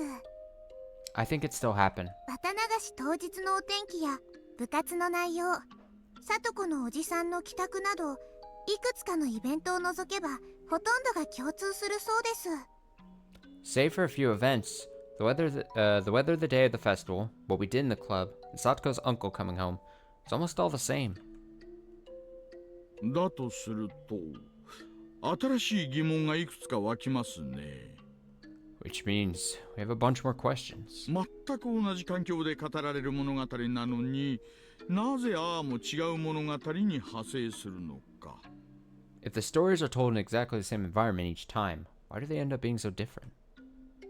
一般的なサスペンスアドベンチャーの視点で考えると、物語が派生する分岐点が存在したってことになりますね。 If we think from the perspective of a general adventure game in the suspense genre, Sometimes the story branches depending on Sometimes the story branches depending on choices, right? 綿流しで言うと、お姉に人形を渡した、あるいは渡さなかったというあたり？ So in Watanagashi, point where you do or don't give the doll to my sister? あんな序盤の選択肢1個でバッド確定とは、恐ろしい選択肢だね。An unavoidable bad end from a choice so early on. That's pretty scary. では、たたり殺しに話を戻しますと、この場合ですと、おじを殺そうと決意するあたりですかしら。Well, in Tatari-goroshi, maybe whether you decide to kill the uncle or not. 私はずっとそれ以前、 I think it was way before that. 同居人の女性がトラブルで失踪して、おじがひなみ沢に帰ってくることになったあたりから、もう分岐しちゃってると思うわね。I think it branched back when the uncle's cohabitant disappeared because of some trouble, and he returned to Hinamizawa. では、一番最初の鬼隠しの分岐はどこなのですか？ And what was the first branch in Onikakushi? やはり劇中の私が登場してお社様のたたりに関する連続開始事件のことを話すあたりからだと思いますね。I think it was when I appeared and started talking about the serial freak death incidents related to Oyashiro-sama's curse. 今思ったんですけれど、 You know, I just thought of something. ちゃんと圭一さんがミオンさんの気持ちを理解して、 If Kechi-san gave the doll to Mion-san, それで大石さんも私のおじさんも現れなかったら、何も起こらずに平和に過ごせるってことなんじゃありませんの？ and if Oishi-san and my uncle hadn't appeared, would we not have spent our time in peace without anything happening? へえ。 I see. さとこにしちゃ本質ズバリじゃないのよ。 Sachiko's gone right to the point. 確かに。 You're right. 言えてる。 You can say that again. じゃあ、この暗い物語は、大石さんとおじさんが現れないことを祈りつつ、 Then maybe we should pray Oishi-san and her uncle don't show up in this dark story. 園崎さんのご機嫌を損ねないようにすれば、みんな幸せになれるということなのかしら。 And then if we can prevent Sonozaki-san from getting in a bad mood, everyone will be happy. イエーイ、おねえバッドエンド要員。 Yay! Big sis, you're needed for the bad ending. みんな気をつけてね。 Be careful, everyone. おねえの機嫌を損ねるとバッドエンド確定ですよ。 If you make my sister mad, you're sure to get a bad end. 何よそれ。 What are you saying? シオン。 Shion? あんたには次は容赦なく痛い目見させてやるからね。 Next time we'll make sure to be merciless in the pain I put you through. 泣いた謝ったって許してやるもんか。 You can cry and apologize as much as you'd like. It won't work. 待てこら。 Just you wait. これまでの物語の謎は全然解けないけど、どうやったらこの物語が大団円で終わるかのグッドエンドの推理はできちゃいましたね。 We can't solve any of the mysteries thus far, but we seem to have put together a plan for how to get the story to end happily. 本当にそれで幸せになれるんでしょうか。 I wonder if that would really make us happy. 大石さんと北条哲平さんの不登場。 Oishi-san and Teppei Hojo-san don't show up. ミオンさんのお人形の件。 Mion-san gets the doll. 本当にそれさえ気をつければいいんですかね。 Is that all we have to make sure of? そうそう。 That would be really weird if this game and story pivoted to like they start nailing down all the things where like the bad butterfly effects, you know, where the bad turns end, like they're saying, where the bad branches happen, and then it's like meta catchy, like trying everything within his body for all those to not happen. So don't upset Mion. Don't let the uncle come back to the town. Kill Oishi before he starts investigating. I don't know what it would be, but like it just devolves into like the story of him just trying to prevent bad things from happening. Like he's some kind of weird time traveler, and then every time he fucks up, he has to go back. Tomotaki says you're right. みんなは一つ大きな最後を忘れてるよ。We're all forgetting the most important thing. ひなみ沢大災害という天災を忘れたかい？ Remember the Great Hinamizawa disaster? 天災は防ぎようがないですわよ。 You cannot prevent natural disasters. 村のみんなにガスマスクを配って引っ越しでもしますの？ Should we have everyone in the village put on gas masks and move away? あれはきっとお社様のたたりなのです。 It's probably Oyashiro-sama's curse. だからお社様を怒らせないようにしなければならないのですよ。 So we need to make sure not to make Oyashiro-sama angry. No. No. ややこしい話になってきましたね。 This is getting a little tricky. つまり、お社様も怒らせてはダメと。 We mustn't anger Oyashiro-sama, eh? お社様を怒らせないためにはどうすればいいのでしたっけ？ And what should we do in order to prevent that? ダムの計画そのものがきっとダメなんでしょうね。 The dam project itself is probably out of the question. ダム計画がそもそもなければよかったんじゃないでしょうか。 Maybe if there was never a dam project in the first place? それは難しいわよね。 That would be hard. だとしたらお怒りになったお社様を鎮める儀式が必要ね。 If it didn't happen, we would need a ritual to quell Oyashiro-sama's anger. 鬼ヶ淵の沼に捧げ物を鎮めるあの儀式ですね。 Sinking a sacrifice into the Onikafuchi swamp? A ritual sacrifice. 捧げ物って何をお社様に捧げるって言うんですか？ A sacrifice? Who do we sacrifice? そりゃあ決まってるでしょ Come on, use your head. う。どんな分岐にも関係なく話の流れから脱落が確定している人だよ。 Someone who is destined to drop out from the story no matter what happens. どうせ死ぬならひなみ沢のための人柱になってもらわなくちゃね。 If he's gonna die anyway, then we might as well have it help out Hinamizawa. Yeah, you stare at that man. その脱落が確定している人ってやっぱり僕のことかな。When you say someone who drops out no matter what, you're talking about me, aren't you? やっぱり二郎さんはこの物語に欠かせない重要な役割の人だと信じてたわ。 I knew all along. I knew you had some very important role in the story, Jiro-san. お役目を立派に果たしてちょうだいね。 We'll get you to play your part. これで Nervous laughter. グッドエンドの大団円シナリオの青写真ができましたね。 And with that, we have a blueprint for getting a nice, happy, good ending, don't we? せっかくだからちょっとやってみましょうか。 Let's give it a try since we have some time. 役者は全員揃ってることですしね。 Everyone involved, come over here. First, we stop Uncle Hojo, whose lover ran out on him from returning to Hinamizawa. いやー、私が北条おじですよ。Hiya, my name's Uncle Hojo. He has no portrait, so I'm standing in. はいはーい。行き場をなくして This is ロン silly. リーブルー。I'm so lonely and blue because my lover ran away. 早くひなみ沢に帰ってさとこちゃんをお持ち帰りしてじっくり教育。未来はご奉仕メイドですよ。 Time to go back to Hinamizawa, lock up Satoko-chan, and haha, raise her into a maidservant. ではひなみ沢にバイクで帰りますか。 Why don't I take my motorbike back? キーを入れてカチッと。 I'll just put in the key and click. カチッ。 Click. Boom. 成敗。 Judgment! 大人に着せでございますわよ。 To ashes and dust shall you return. さとこちゃん、火薬の量多すぎじゃないかな。 Satoko-chan, don't you think this is a little too much gunpowder? I hope Coach is alright. Sweat. Next, we stop Oishi from showing up. 今度は私ですか。 Me this time?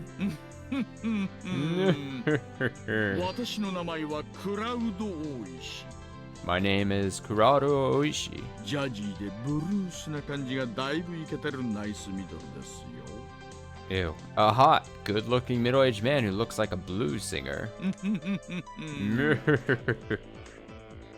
Kaboom!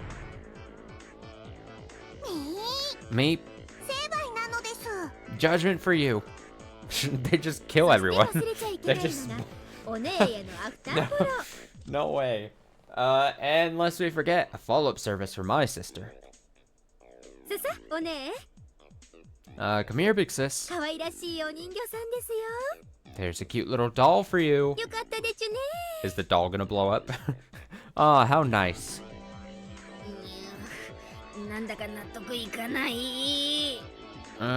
Something about this just doesn't sit right with me. で、最後にお社様の怒りを鎮めなくちゃならないと。Is he just gonna jump into the swamp? You just... And finally, we must quell Oishiro-sama's anger. では、最後のお役目、よろしくね。 Then, will our last actor please come up? 踏んじばってすまきにして吊るして。 Tie him fast, wrap him up and hang him. 3日かけて沈めるんでしたっけ？ He'll sink for 3 days, right? 面倒くさいですから、ここは一気にいっちゃいましょう。 I'm not that patient. Let's just get it over with. ガボガボガボガボガボ。 That's a こ good... れにて一件落着。 It's a very good drowning noise. Can I hear that again? ガボガボガボガボガボ。 One more time. ガボガボガボガボガボ。 Very good. Very, very good. And with that, the case has been closed. This is very silly. The end.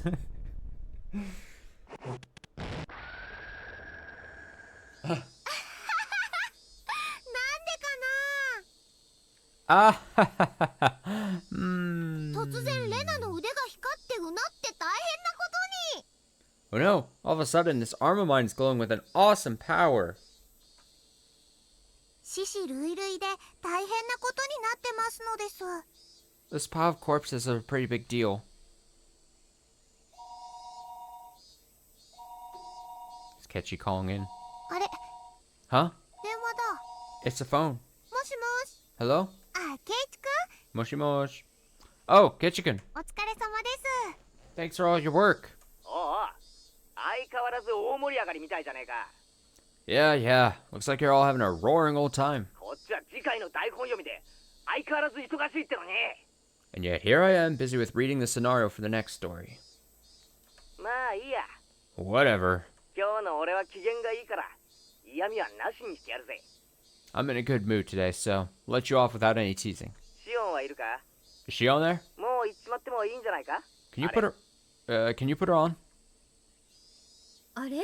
What? 今ここで発表しちゃうんですか？ You're going to announce it here? とはいえ、もうすでに分かってる人たちもいるでしょうけど。 I wanted to keep it a secret for a while longer, but okay. シオンさんとケイチさんの二人っきりの秘密ですって？ A secret between Shion-san and Ketchy-san? 何よ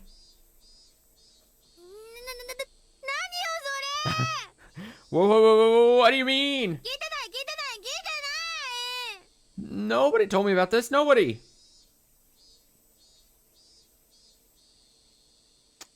Okay, Ki-chen, let's say it at the same time. 1, 2, 3.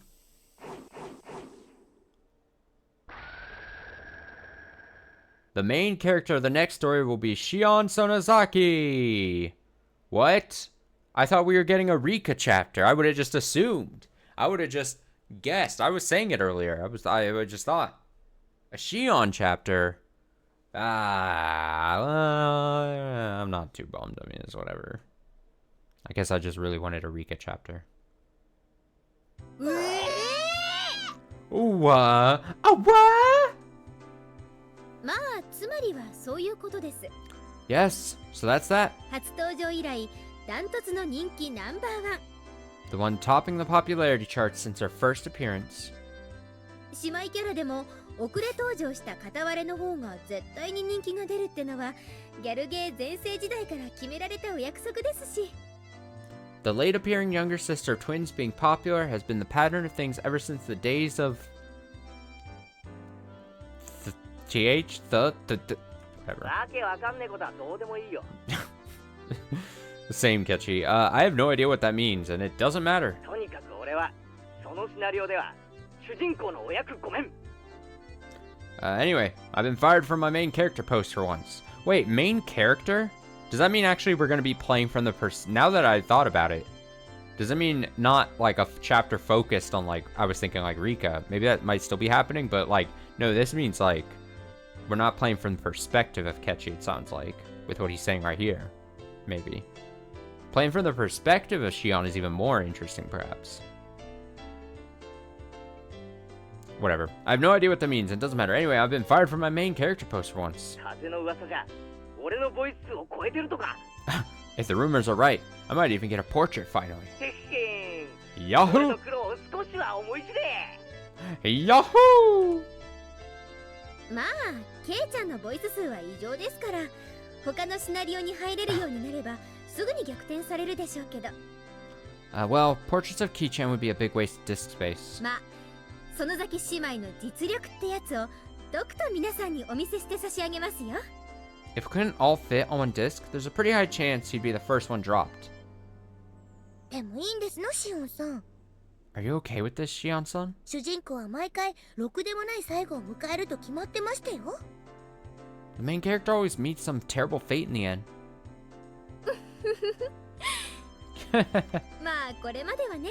Well, until now. でもね、次回からは必ずしもそうはならないんですよね。 But that doesn't necessarily mean it'll happen next time.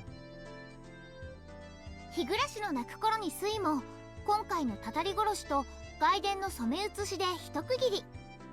With Tatare Garoshi, we're already at the third game in the Higurashi When They Cry series. Also, I don't mean to jump the guns because we'll have some time to think about this, especially when we start the next chapter and all, but it is, especially her saying like, oh, we're not going to meet a terrible ending this time. But like, we all sort of know, vaguely, how Shion meets her end in the previous like chapters. Like, she more than likely, you know, dies. She dies. She has died. Seemingly, mostly, probably confirmed as like a suicide. I don't think a homicide, unless there was some really.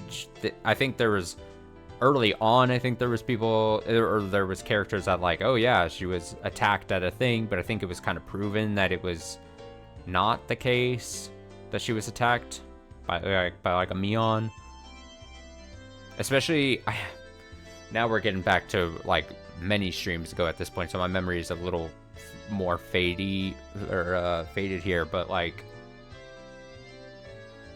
the whole question towards I think the end of chapter 2 was the order of operations that came into question, and that ended up being like I think a big thing, the order of like where Mion did certain activities. And I think at some point it was like in the story it was saying, oh, it seemed to have been this happened, then Mion found fucking Ketchy, and then she did this and whatever. But I think even at the time I was like, no, I think the order seems like it would make more sense if it was like this. There was something about orders, whatever. Again, I might be getting ahead of myself here, but I mostly want to point out that it's just funny that Shion's like, oh yeah, no, I'm gonna have a good ending here. She's like, until now. Well, I don't know. Whatever. I just found it interesting that we know that she doesn't have a great ending, generally, either. Okay, so with Tatare Garoshi, we've already at the third game in the Higurashi When They Cry series. ミステリアスな謎を次々と提示してきた出題編はここで折り返しになり、 This first half presented a lot of strange and exciting mysteries, but starting next time, 次の章からはこれまでの謎に挑み、そしてさらなるドラマの幕開けとなります。 the mysteries will start to be solved in the second half, marking the start of the investigation arc. Temporary name. That gets changed to like Answers arc, doesn't it? つまり私が名探偵になって理不尽な謎をバスバス解決していく痛快ストーリーなわけです。 That means there'll be a thrilling story where I become a detective and solve all these crazy unfair mysteries. 今のうちから決め台詞を考えておかないとね。 You'd all better think up good signature phrases. あなたを Like, 犯人ですみたいな。you, sir, are the criminal. That was a good one. 納得いかない納得いかない。 It won't happen. Never. 御三家の秘密に近づきすぎて閉じ込められていたぶられて。You'll get too close to the three family secrets, be imprisoned, and get tormented. 悲惨な最後を遂げる役に決まってる。 You're shoo-in to meet a violent, unnatural death.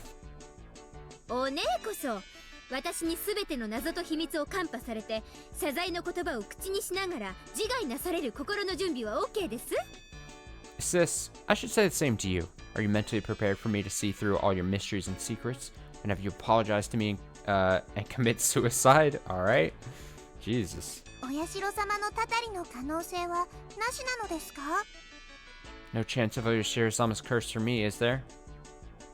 さて、 Anyway. そのしーちゃんが主役の目明かしに進むためには新しい警察資料が必要です。 The new story to begin the second half, temporarily called Miyakashi, or Eye-Opening, is currently undergoing diligent development. はじめからを選んでゲームを開始すると主人公にシオンが追加されているのでそれを選んで進めてください。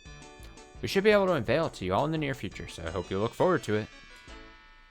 鬼隠し、股流し、そしてたたり殺し。 She's just like me, telling chat, hey, next time with Higurashi, we'll be doing the main chapter, please be excited. Onikakushi, Watsunagashi, and Tataragoroshi. この3つのシナリオを重ね透かして皆さんにはどんな真実が見えてくるでしょうか。 What truths will you all come up with after reading these 3 stories? 推理はまとまるどころかますます煙に巻かれていくだけ。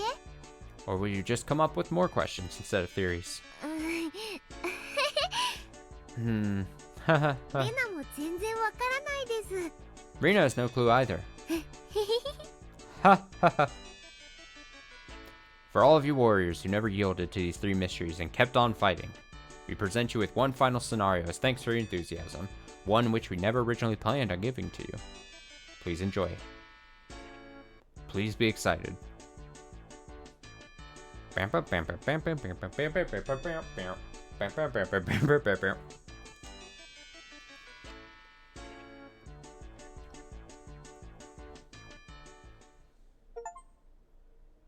We did it. We did it. 3 chapters in before May has ended. We're so on the path to finishing this before the end of the year, just like Umineko last year. So proud of myself. As I said this at the top of the stream. Higurashi streams next week are going to be slightly weird in that it's not going to be none on Tuesday, none on Saturday. Most likely because I'm not streaming those days at all. Now I should say this, I'm making this judgment call now. There's still a small chance I might be on Saturday if something falls through. But I have to make the judgment call early and not give and make sure I give enough warning. So that's why I'm just moving Higurashi to Friday night. So Higurashi stream only on Friday night next week. It'll be the rare Higurashi Friday. We'll start in on chapter 4, seemingly. Can't wait for that. I gotta say, I really enjoyed chapter 3. Chapter 3 is so far easily my favorite of the 3 that we've experienced so far. Like I said, I think it had a lot of interesting things. It had a lot of happenings that I thought I had a grasp on at the very least. A lot of things started to, in theory, make sense. I think this was the chapter where I most throughout the whole thing was like, oh, this sort of makes sense. I think this is kind of happening. Even without the story specifically saying something, I was like, oh, I feel like this is because of this and this because of this. Like I said, I thought the back half where it was a lot more of introspective monologues of following Kechi as he was planning the murder thing was interesting and gave a nice little change of pace instead of back and forth between characters constantly, just from a reading perspective. And I think maybe I feel that a bit more just because I'm reading it out loud on stream, so maybe that affects me more. But I also thought narratively that was more interesting. You're seeing him fucking break down him carrying out the plan, planning the plan of murder, doing the murder, the fallout afterwards. I thought was interesting. The ending there was weird. Tonight's stream was a few multiple bizarre things happening that I'm interested in what those mean on the greater scheme of things. But yeah, overall, good chapter. Good chapter. And I'm excited for 4. which, again, will start Friday night. Plan is hopefully tomorrow. I will not be on stream tomorrow night, but I'm hoping to do at least like 3, 4, 5 hours in the afternoon of something. That's the tentative plan. So that's that. Also stream on Monday. And then, like I said, no stream on Tuesday. If you want to start planning out the rest of the week there. So, as always, thanks for hanging out. Thanks for watching. Thanks for listening to my droning voice as we got through this. We'll be back with this on Friday. So in 6 days. Enjoy the rest of your night. Take it easy. Stay safe. Stay well. Enjoy the rest of your weekend. And, yeah, we'll be back tomorrow afternoon if you want to also hang out. So, until then. Higurashi when they cry.